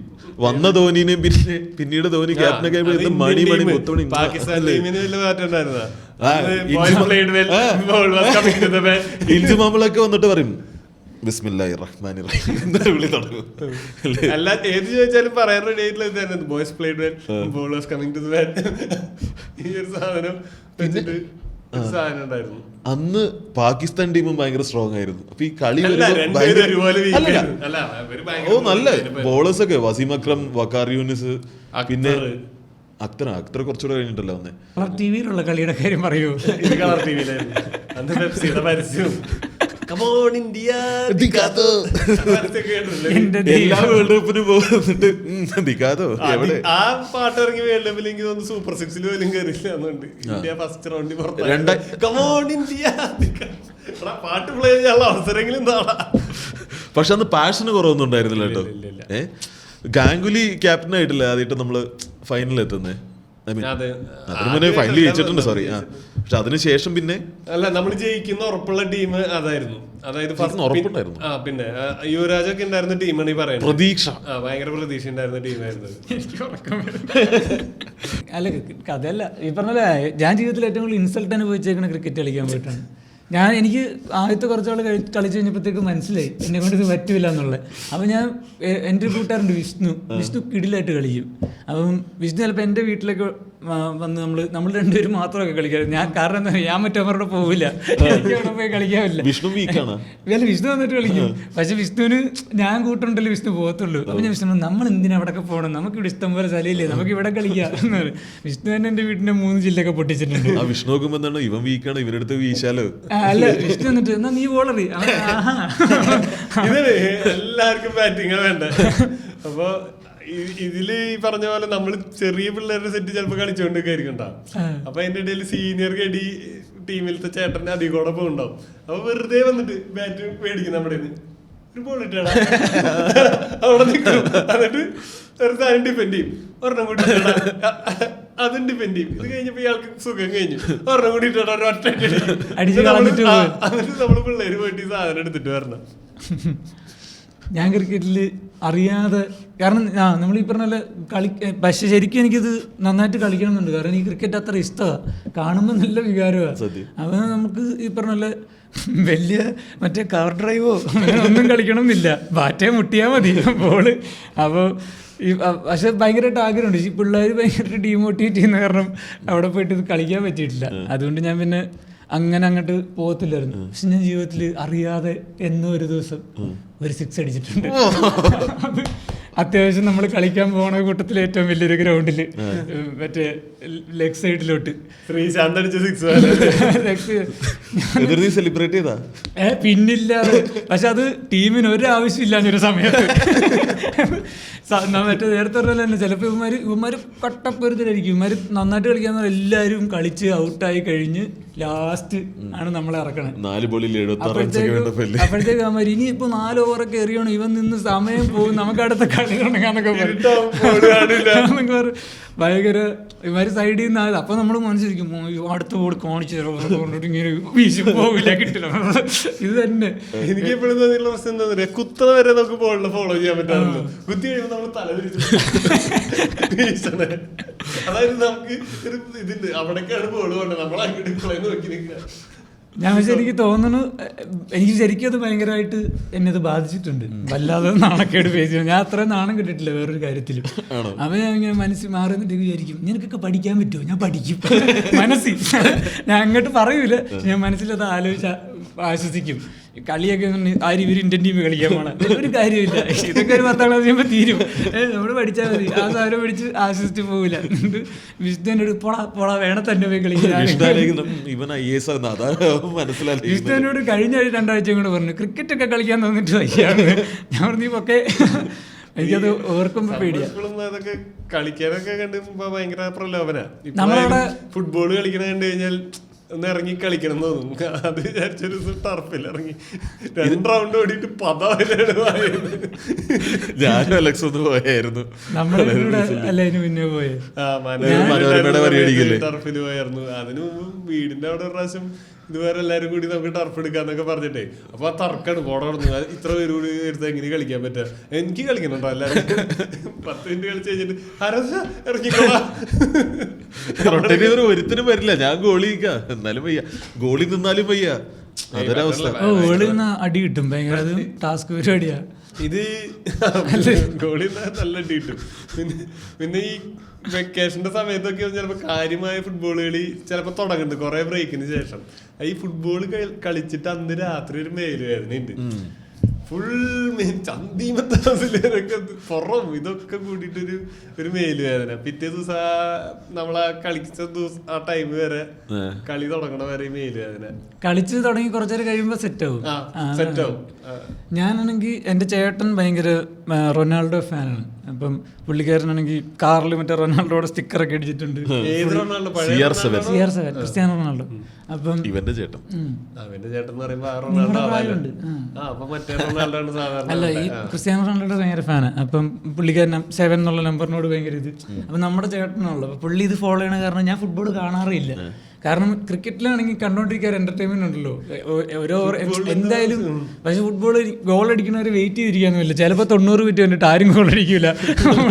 ഇതെന്തൊരു ഓരോ പരിപാടി, എത്ര നേരം നോക്കി നിന്നിട്ട് ആരും അടിച്ചില്ലെന്നൊക്കെ ഞാൻ ചിന്തിക്കുന്നത്. അപ്പോൾ അതുകൊണ്ട് പിന്നെ ഒന്നത്തിന് അന്നൊക്കെ ഫുട്ബോളുകൾ നടക്കണം അവിടുത്തെ സമയം വെച്ച് ഇവിടെ വെളുപ്പിന് 3 മണിക്കും 3:30 അല്ല ഫുട്ബോൾ മാച്ചസ് ഒക്കെ ഓൾമോസ്റ്റ് ഈ വെളുപ്പിന് സമയങ്ങളിലല്ലോ നടക്കാറ്. അന്ന് വേൾഡ് കപ്പിൽ മെയിൻലി അങ്ങനെയാണ്. പക്ഷേ പ്രീമിയർ ലീഗ് ഒക്കെ അവർ ഇന്ത്യൻ മാർക്കറ്റിനെ കൂടെ കണ്ട് ആ ഒരു സമയം നമുക്ക് രാത്രി കാണാൻ പറ്റുന്ന ആ ഒരു സമയത്തൊക്കെയാണ്. എനിക്ക് ഫുട്ബോളിൽ റൊണാൾഡോയെ മാത്രമേ ആ സമയത്ത് അറിയൂ. ഞാൻ പോർച്ചുഗലിന്റെ കളിയുള്ളപ്പം, അല്ലെങ്കിൽ പുള്ളി അന്ന് ഇവിടെ ആയിരുന്നു, റയൽ മാഡ്രിഡിലായിരുന്നു തോന്നുന്നു. അല്ല, മാഡ്രിഡിൽ കളിക്കുന്ന സമയത്തൊക്കെ ഉള്ള കളികൾ മാത്രമേ കാണാൻ നോക്കുക. കാരണം ഇപ്പോഴത്തെ ചേട്ടൻ പറയുമ്പോൾ അറിയാം ഇന്ന മാച്ചുണ്ട്, പക്ഷെ കാണുന്നുണ്ട്. പക്ഷെ 3:30 ആയിരിക്കും. അത്രയും നേരം ഉറക്കളിച്ചിരുന്നിട്ട് ഗോൾ അടിച്ചില്ല നമുക്ക് വിഷയം വരില്ല. അപ്പം അങ്ങനെ കാണാറില്ല. ചേട്ടനാണെങ്കിൽ ഇതുപോലെ വീട്ടിൽ ഫുട്ബോളുണ്ട്. ചേട്ടൻ എപ്പോഴും ഇങ്ങനെ ഇത് വെറുതെ ഇരിക്കുമ്പോഴൊക്കെ ഇത് തട്ടി കളിച്ചുകൊണ്ടിരിക്കും, കാലിട്ട് ബാലൻസ് ചെയ്യും, കുറേ ട്രിക്സ് കാണിച്ചുകൊണ്ടിരിക്കും. അപ്പോൾ വെറുതെ ബോളോടെ കിടക്കുന്നതുകൊണ്ട് ഞാനും ഇതിങ്ങനെ ചെയ്തുകൊണ്ടിരിക്കും. അപ്പോൾ എനിക്കിത് അങ്ങനെ ചെയ്യാൻ ഭയങ്കര ഇഷ്ടമാണ്. അത് കഴിഞ്ഞപ്പോൾ ഞാൻ പിന്നെ സ്കൂളിൽ പഠിക്കുമ്പോൾ ബാസ്കറ്റ് ബോളിൽ ചേർന്നു. എന്നിട്ട് അപ്പോഴത്തേക്കും ബാസ്കറ്റ് ബോൾ മേടിച്ചല്ലോ. അപ്പോൾ ബാസ്കറ്റ് ബോൾ ഇതുപോലെ വീടിനകത്ത് കിടക്കുമ്പോൾ ഞാൻ കൂടുതലും ബാസ്കറ്റ് ബോൾ കളിക്കുന്ന കൂടുതൽ ഞാൻ ഇത് കാലുകൊണ്ടാണ് കളിക്കാറ്. ഫുട്ബോൾ കളിക്കുന്ന പോലെ കളിക്കും, അടിക്കൂല, പവറിൽ അടിക്കാൻ പറ്റില്ല. ബാസ്കറ്റ് ബോളിന് ജഗിൾ ചെയ്തോണ്ടിരിക്കും. പക്ഷെ മറ്റേ ഫുട്ബോൾ അടിക്കുന്ന പോലെ ബാസ്കറ്റ് ബോളിനിട്ട് കാലുകൊണ്ട് അടിക്കാൻ പറ്റില്ല, ഭയങ്കര പവറാണ്, കാല് നല്ല വേദനയിടും. അപ്പോൾ അതുകൊണ്ട് ചുമ്മാ കളിച്ചോണ്ടിരിക്കും. അങ്ങനെ ചെയ്ത് എനിക്ക് കുറെ ട്രിക്സ് അറിയാം വെറുതെ ഈ ചെയ്ത്. പക്ഷെ ഞാൻ ജീവിതത്തിൽ ഇന്നുവരെ ഫുട്ബോൾ കളിച്ചിട്ടില്ല. അന്ന് ആ സമയത്ത് കളിച്ചിട്ടില്ല. അങ്ങനെ ഒരു ദിവസം, കാരണം അവിടുത്തെ പിള്ളേർ ക്രിക്കറ്റ് കളിക്കുന്നു, ഫുട്ബോൾ കളിക്കേണ്ട ഒരു പരിപാടി ഇല്ലായിരുന്നു. ഏതോ ഒരു ദിവസം നമ്മൾ ക്രിക്കറ്റ് കളിക്കാന്ന് പറഞ്ഞ് ചെല്ലുമ്പോൾ എന്തോ ബാറ്റിൻ്റെ പിടി ഒടിഞ്ഞു പോയി, എന്തോ കേസിൽ ആരുടെയൊക്കെ ബോളുണ്ട്. അന്ന് മാത്രം നമ്മൾ ഫുട്ബോൾ കളിക്കാമെന്ന് തീരുമാനിച്ച്. അത് ഞാനടുത്ത് ഇത്രയും കാലമായിട്ട് ട്രെയിൻ ചെയ്തിരിക്കുകയുള്ളൂ, ഇന്നൊരു പിടി പിടിക്കണം എന്ന് വിചാരിച്ചിട്ട് കളിച്ചു. അപ്പോൾ ഈ പറഞ്ഞ പോലെ ഇവന്മാർക്ക് ആർക്കും ഫുട്ബോൾ കളിക്കാൻ അറിയത്തില്ല. അന്ന് ഞാൻ ജീവിതത്തിൽ ആദ്യമായിട്ട് കളിച്ചിട്ട് ഞാൻ അന്ന് 3 ഗോൾ അടിച്ചു. ഞാൻ മുട്ട മേടിച്ചു, ഞാനത് എൻ്റെ പരിപാടി ഫുട്ബോളിലായിരിക്കണേ എന്ന്. ആ 3 ഗോൾ അടിച്ച അവിടുന്ന്. അപ്പോൾ ഇവന്മാരിങ്ങനെ എടോ ആ സാരമായി. അപ്പോൾ നമുക്ക് ഇത്രയും കാലത്ത് അപമാനമാണല്ലോ മാറിക്കൊണ്ടിരിക്കണേ. പിന്നെ അങ്ങോട്ട് പവർ അങ്ങോട്ട് കയറിയിട്ട് പിന്നെ ഭ്രാന്ത് പിടിച്ചുള്ള കളിയായിരുന്നു. അതിനിടയിൽ ബോളിന് അടിക്കണ സമയത്ത് വേറൊരുത്തൻ്റെ കാലും എൻ്റെ കാലും തമ്മിൽ ഉപ്പൂറ്റി, മറ്റേ ഈ സൈഡിലത്തെ അവർ എല്ലില്ലേ ഉപ്പൂറ്റിയുടെ ഇപ്പുറത്തെ ആ സാധനം നമ്മുടെ 2 പേരുടെയും കൂടെ തമ്മിൽ ഇടിച്ച് ഷോക്കടിച്ചാന്ന്. 3 ആഴ്ച എന്തോ എൻ്റെ കാല് മന്ത് വന്ന പോലെ നീരായിരുന്നു. എന്നിട്ട് തൊട്ടാവാടിയൊക്കെ അരച്ചിട്ട് സത്യം പറഞ്ഞ നന്നായി. അന്ന് കളി നിർത്തി, ഒറ്റ കളിക്കാൻ നിർത്തി. അടുത്ത ജീവിതത്തിൽ ഞാൻ ഫുട്ബോൾ കളിക്കൂല. ആ സത്യം ഭയങ്കര ഫുട്ബോൾ എനിക്ക് കാണുമ്പോ പേടിയാണ്, ഭയങ്കര ടാസ്ക് പിടിച്ച കളിയാണ്. അതുകൊണ്ട് മണ്ടക്കടികളല്ലടാ, ഇത് വേറെ വാശിയിലൊക്കെ കളി പറയുമ്പോ വെട്ടു തുടങ്ങും. പിന്നെ വെട്ടിയുള്ള പരിപാടിയൊക്കെ തുടങ്ങി നമ്മൾ അന്ന് കയ്യങ്ങളി വരുത്താൻ ഭയങ്കര എളുപ്പമൊക്കെ. പാടത്ത് നമ്മള് പിള്ളേര് കളിക്കുന്ന കളിയില്ലേ, ഒരു പോയിന്റ് കഴിഞ്ഞാൽ വാശി തുടങ്ങും. അത് കഴിഞ്ഞിട്ട് ഉന്തും തള്ളും. പിന്നെ വേറെ ഗ്രൂപ്പ് മൊത്തം ക്രൂരമായ വിനോദങ്ങളല്ലേ. അല്ല, ഇത് മൊത്തത്തിൽ കളിയിൽ ഭയങ്കര വാശി കഴിഞ്ഞാൽ ചുമ്മാ പ്രശ്നം ഉണ്ടാവാറുള്ള കളികളാണ്. പക്ഷെ ഫുട്ബോൾ കളിക്കാൻ ഭയങ്കര രസം, എനിക്ക് ഭയങ്കര ഇഷ്ടമായിരുന്നു. പെരയോടുള്ള എന്റെ സ്നേഹം മനസ്സിലാക്കണം. അന്ന് ഫുട്ബോൾ കളിക്കില്ല എന്ന് ജീവിതത്തിൽ തീരുമാനിച്ച ഞാൻ പിന്നെ രണ്ടാമത് ജീവിതത്തിൽ ഫുട്ബോൾ കളിക്കണ പെരയെ നിർബന്ധിച്ചിട്ടാ. നമ്മൾ ബമ്പർച്ചിരിൽ എല്ലാവരും കൂടെ ടർഫിൽ ഫുട്ബോൾ കളിക്കാൻ പോയിട്ട് ഞാൻ പെരയെ ഡ്രോപ്പ് ചെയ്യാൻ വേണ്ടി പോയതാ. ഞാൻ വരുമ്പോഴേ പറഞ്ഞു ഞാൻ കളിക്കത്തില്ല, ഞാൻ കൊണ്ടുവിടും, വേണം ഞാൻ ഇവിടെ ഇരിക്കുക, അല്ലെങ്കിൽ ഞാൻ പോയിട്ട് വരാൻ വിളിച്ചാൽ മതി എന്നൊക്കെ പറഞ്ഞ് അവിടെ ചെന്നപ്പോൾ കൃത്യം ടീമിൽ ഒരാളുടെ കുറവ്. എല്ലാവരും നിർബന്ധിക്കുക, ഫുൾ ടീം. മറ്റേ എവിനും കെവിനും കളിക്കുമോ അങ്ങനെ ഇങ്ങനെയൊക്കെ പറഞ്ഞു. ഞാൻ ഓർത്ത് നമ്മൾ എല്ലാവരും കോമഡി ആർട്ടിസ്റ്റുകളാണല്ലോ, കളിയും കോമഡി ആയിരിക്കും. ഇല്ല, പഴയ പ്ലെയർ പരിപാടിയൊന്നും ഇല്ല, നമ്മളെല്ലാവരും കോമഡി പരിപാടിയാണല്ലോ. അപ്പം നമ്മൾ ആ ഒരു വൈബിലായിരിക്കും കളിക്കണ, രസമായിരിക്കും, തമാശ എന്നൊക്കെ വിചാരിച്ചിട്ട് കളിക്കാൻ കയറി.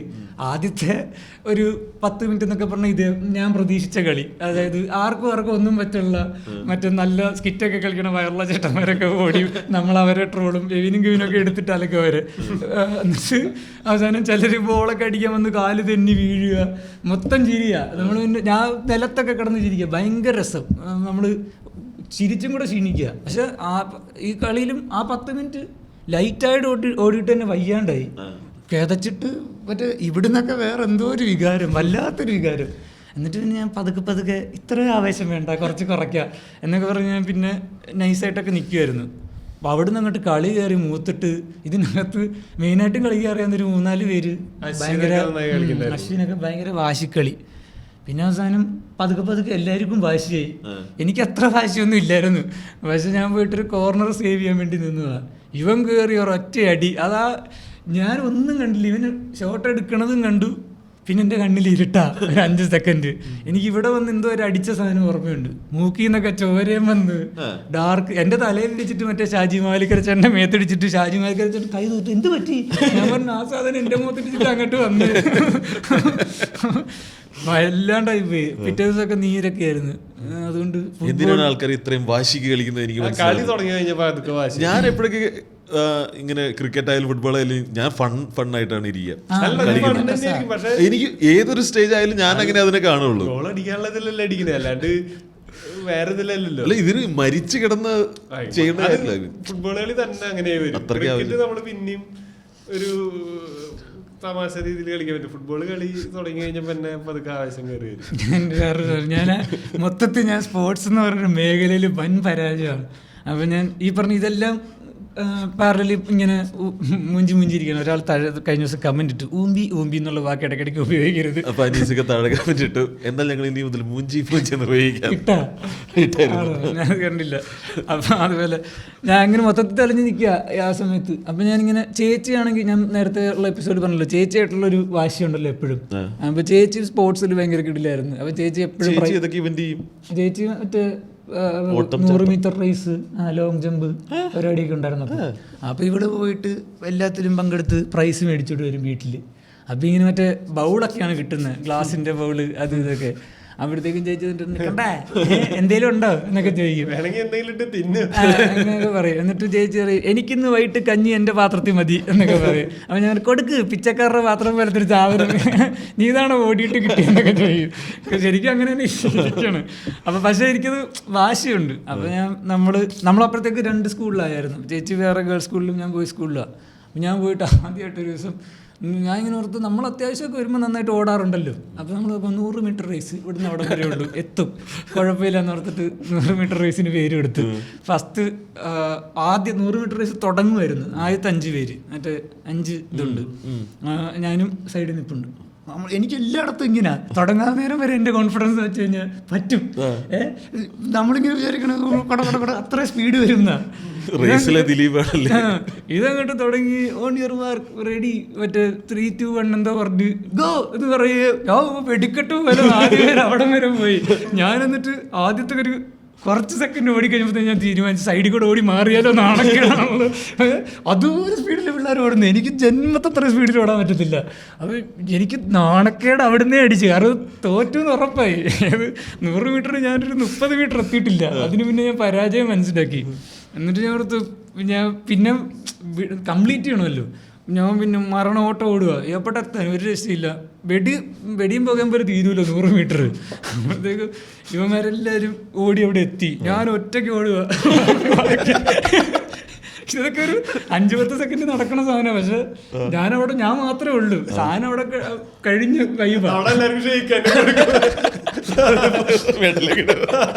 ഇല്ല. പക്ഷെ ഒരു ട്വിസ്റ്റ് ഉണ്ട്. അതായത് ഇത് ഫസ്റ്റ് ഓട്ടമായിരുന്നു, 100 മീറ്റർ റേസ് ആദ്യമായിട്ട് നടത്തിയതാണ്. ഇല്ലില്ല, 100 മീറ്ററിൽ ആദ്യത്തെ 5 പേരാണ് ഓടിച്ചത്. അപ്പം അപ്പുറത്ത് ഈ 100 മീറ്ററിന്റെ ട്രാക്ക് ഇങ്ങനെ മറ്റേ പൊടിയിട്ട് സെറ്റ് ചെയ്ത് വെച്ചിട്ടുണ്ട്. അപ്പുറത്തൂടെ വേറൊരു ട്രാക്കിന്റെ ഒരു ലൈൻ അപ്പുറത്ത് കിടപ്പുണ്ടായിരുന്നു. ഇവന്മാരെല്ലാരും ഈ ലൈനാണെന്നോർത്ത് അവിടം കൊണ്ട് ഓടിയിട്ട് നിർത്തി. ഞാനാണെങ്കിൽ ഈ വന്നതില് മുട്ടൻ അഭിനയമുള്ള നമ്മുടെ മുഖത്ത്, ആ സാധനത്തിൽ എനിക്ക് നിൽക്കാൻ പറ്റില്ല. ഞാൻ അത്ര സ്പീഡിൽ ഓടുമെന്ന് എൻ്റെ മനസ്സിൽ. അപ്പം ഞാൻ കുറച്ച് ദൂരം കൂടുതൽ ഓടി, ഒന്നത്തെ ഒരു ചമ്മൽ ഒഴിവാക്കാനായി ഈ കൂട്ടത്തിൽ നിൽക്കണല്ലോ. ഞാൻ ഓടിയിട്ട് അപ്പം സാറ് ഞാൻ വരുമ്പോൾ കാണുന്ന സാറ് ആ ലൈൻ ഇപ്പുറത്തേന്ന് പറയണ വഴിക്ക് ഞാൻ ഓടി അപ്പുറത്തെ ലൈൻ ക്രോസ് ചെയ്തു. എനിക്ക് ഫസ്റ്റ് ഇപ്പോഴും എൻ്റെ വീട്ടിൽ അതിന്റെ മെഡലുണ്ട്. എനിക്ക് ജീവിതത്തിൽ ആദ്യമായിട്ട് കിട്ടിയ മെഡലാണത്. പിന്നെ മറ്റേ നടുക്കൊക്കെ മറ്റേ സ്കൂളിൽ അങ്ങനെ മറ്റേ 100 മീറ്റർ ആണ് ഏറ്റവും താരം, ഏറ്റവും ഗ്ലാമറസ്. പണ്ട് ഈ പറഞ്ഞ പോലെ ഞാനൊരു 400 മീറ്റർ ഓടിയിട്ടുണ്ട്. ഹോസ്റ്റലിന് വേണ്ടി ഇറങ്ങി. ഇത് പറഞ്ഞ 4 പേര് 200ന്റെ റൗണ്ടാണ്.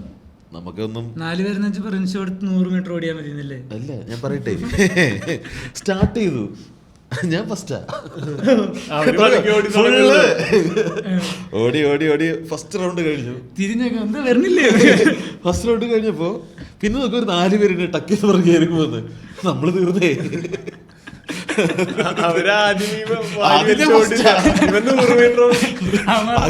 First round ഞാനായിട്ടാ ജയിച്ചേ. എൻ്റെ ഒരു കൂട്ടുകാർ ഇതേ നമ്മളൊരു അവനെ സ്ഥിരമായിട്ട് ക്ലാസ്സിൽ ഒരു ഇര കാണുമല്ലോ, എല്ലാവരും എടുത്തിട്ട് കളിയാക്കണ ഒരു കൂട്ടുകാരുണ്ടായിരുന്നു. അവനെ ഒരാവശ്യമില്ലാതെ കളിയാക്കും. അപ്പം പുള്ളിക്കാരൻ പോയിട്ട് ഈ പറഞ്ഞ പോലെ പുള്ളിയുടെ മനസ്സിലുദ്ദേശം സ്പോർട്സിൽ താരമായി കഴിഞ്ഞാൽ കുറച്ചൊക്കെ പിള്ളേർ ബഹുമാനിക്കുമായിരിക്കും എന്ന് വിചാരിക്കും. ഇവൻ പോയിട്ട് 1600 മീറ്ററിൻ്റെ ഓട്ട മത്സരം കയറി. അപ്പം നമ്മുടെ സ്കൂളിൽ വലിയ ഗ്രൗണ്ടാണ്. അപ്പം അതിനൊരു റൗണ്ട് വരച്ചേക്കുക, 400 മീറ്ററിൻ്റെ ഒരു റൗണ്ട് ഇൻറ്റു 4 ഓടണം, 1600 മീറ്റർ. അപ്പോഴത്തേക്കും ഈ പറഞ്ഞല്ലേ ഇത് ശരിക്കും പ്രൊഫഷണലായിട്ട് ആദ്യം പതുക്കെ ഓടി ലാസ്റ്റിൽ ഇതാകുമ്പോഴേ സ്പീഡിൽ ഓടത്തുള്ളൂ. ഇവൻ ഇതുപോലെ ഓടി ഓടി ആദ്യത്തെ റൗണ്ടിൽ ഇവൻ ഇതുപോലെ തന്നെ സ്പീഡിൽ ഓടി തോന്നുന്നുണ്ട്. രണ്ടാമത്തെ റൗണ്ട് ആയപ്പോഴത്തേക്കും മറ്റവര് എല്ലാവരും എല്ലാവരും ഓവർടേക്ക് ചെയ്ത് ഇവൻ ഏറ്റവും ലാസ്റ്റായി.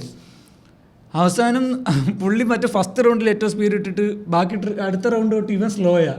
അവസാനം ഇവന്മാര് 4ാമത്തെ റൗണ്ട് ആവാൻ നേരം ഇവന്മാർ ഇവനെ ഒരു റൗണ്ട് ഓടി ഓവർടേക്ക് ചെയ്തിട്ട് ഇവന്മാര് 4ാമത്തെ റൗണ്ട് ഓടുമ്പോ ഇവൻ 3 ഓടിക്കൊണ്ടിരിക്കുക. ഇവൻ ഫസ്റ്റ്. അപ്പൊ ഇവൻ ഓടി ക്രോസ് ചെയ്ത് പോകുമ്പോ മറ്റേ 4 പേര് ടൈറ്റ് സാധനം. ഇവൻ ഇനി അപ്പുറം പോയി വരണം. അത് തേടി നിർത്തുന്നതാണ്.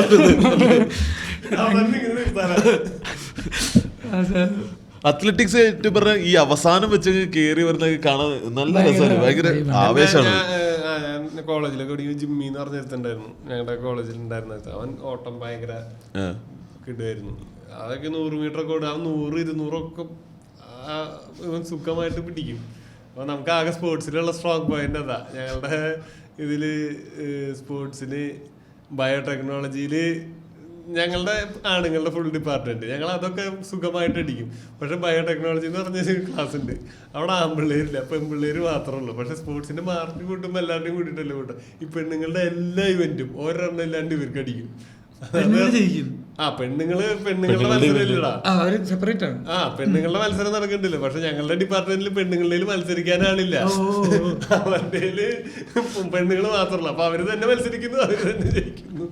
അങ്ങനെ ഞങ്ങള് ആണുങ്ങളുടെ അത് സ്പ്ലിറ്റ് ആയി പോകും. ആണുങ്ങളുടെ ചിലപ്പോ നമുക്ക് ചിലത് കിട്ടും, ചിലത് ഈസി എടുക്കും. പക്ഷെ പെണ്ണുങ്ങളുടെ ബയോടെക് അടിക്കും, അങ്ങനെ അവര് ചാമ്പ്യൻസ് ആവും.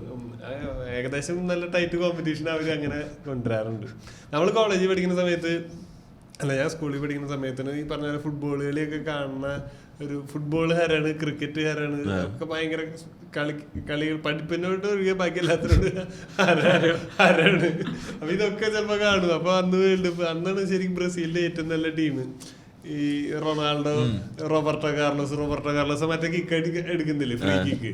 അന്നത്തെ പേപ്പറിൽ പിന്നെ റോബർട്ടോ കാർലോസിന്റെ തൊടയുടെ വലിപ്പാണ്, 28 ഇഞ്ചോ എത്രയുണ്ടെന്നൊക്കെ പറഞ്ഞ ആ കഥയും സാധനങ്ങളൊക്കെ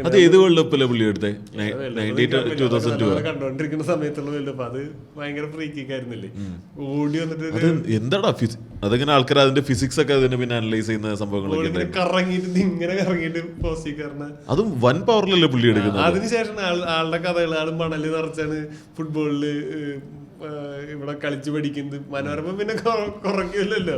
പിന്നെ എനിക്ക് തോന്നുന്നു റോബർട്ടോ കാർലോസിന്റെ കാലം കണ്ടായിരുന്നു, വരച്ചിട്ടുള്ള ഇതായിരുന്നു അന്നത്തെ മനോരമയുടെ സ്പോർട്സ് പേജ്. ഇയാളുടെ കാലം അപ്പൊ നമ്മൾ നോക്കുമ്പോൾ ഇവിടെ അരവണ്ണാണ് റോബർട്ടോ കാർലോസിന്റെ ഒരു കാല്. അങ്ങനെയൊക്കെയാണ് എഴുതി വെക്കുന്നത്. റോബർട്ടോ കാർലോസ് ഇന്ത്യയിൽ ISL കളിച്ചിട്ടുണ്ട്, അറിയോ? ഏത് നമ്മുടെ ഇതിലാണോ? അല്ല, കേരളത്തിനല്ല, ഇനിയൊന്ന് ഡൽഹിക്കാണെന്ന് തോന്നുന്നു. ഡൽഹിയാണ് കളിച്ചില്ല ആള്, ഇതിലല്ല പുള്ളി കളിച്ചെന്ന് തോന്നുന്നു. ഇല്ല കളിച്ചൊന്നുമില്ല. മാർക്കി പ്ലെയർ ആയിട്ട് പുറത്തുനിന്നുള്ള റിട്ടയർ ആയ ആൾക്കാരൊക്കെ കൊണ്ടുവരായിരുന്നു. അങ്ങനെ കുറച്ച് പ്ലേയേഴ്സ് പുറത്തുനിന്ന് വന്ന് കളിച്ചിട്ടുണ്ടായിരുന്നു. റൊണാൾഡീഞ്ഞോ ഭയങ്കര സ്കില്ലിന്റെ പുള്ളിയുടെ കളിക്കുന്ന നല്ല രസമായിരുന്നു. 2002 പുള്ളിനെ ശരിക്കും നമ്മൾ കാണുന്നത്. അതിന് ആ വേൾഡ് കപ്പിൽ ഒരു ആ ഫ്രീ കിക്ക് എടുത്തത് അന്ന് ബ്രസീൽ ടീമിലെ ആ എല്ലാ ഇതിലും കളിക്കുന്നത് ഭയങ്കര ഏറ്റവും ബെസ്റ്റ്. റൊണാൾഡോയുടെ ഹെയർ സ്റ്റൈൽ കണ്ടത് ഇവിടെ മാത്രം മുടി വെച്ചിട്ട് ഹെയർ സ്റ്റൈല്. ആദ്യം ഫുൾ മൊട്ട, പിന്നെ ഇന്നത്തെ പോലെ ആ നമ്പർ അധികം ആൾക്കാർ ഉപയോഗിച്ചിരുന്നല്ലോ. റൊണാൾഡോയുടെ നമ്പർ 9 ആയിരുന്നു, 6-9 അല്ലേ. നമ്മുടെ കളികൾ മനോരമയുടെ കാര്യം പറഞ്ഞില്ലേ, ഈ പറഞ്ഞ ഹെഡ്ലൈൻസ് ഉണ്ടാക്കിയിരുന്നത്. അപ്പൊ ഈ കാർലോസ് തന്നെ 2006 ഫുട്ബോൾ വേൾഡ് കപ്പിൽ ഈ ഫ്രാൻസും ഇവരും തമ്മിൽ ഭയങ്കര റൈവലറി ഉണ്ടല്ലോ. 98 വേൾഡ് കപ്പിൽ ഇവന്മാരെ തോപ്പിച്ചിട്ടുള്ള അവന്മാര് കപ്പടിച്ചേ.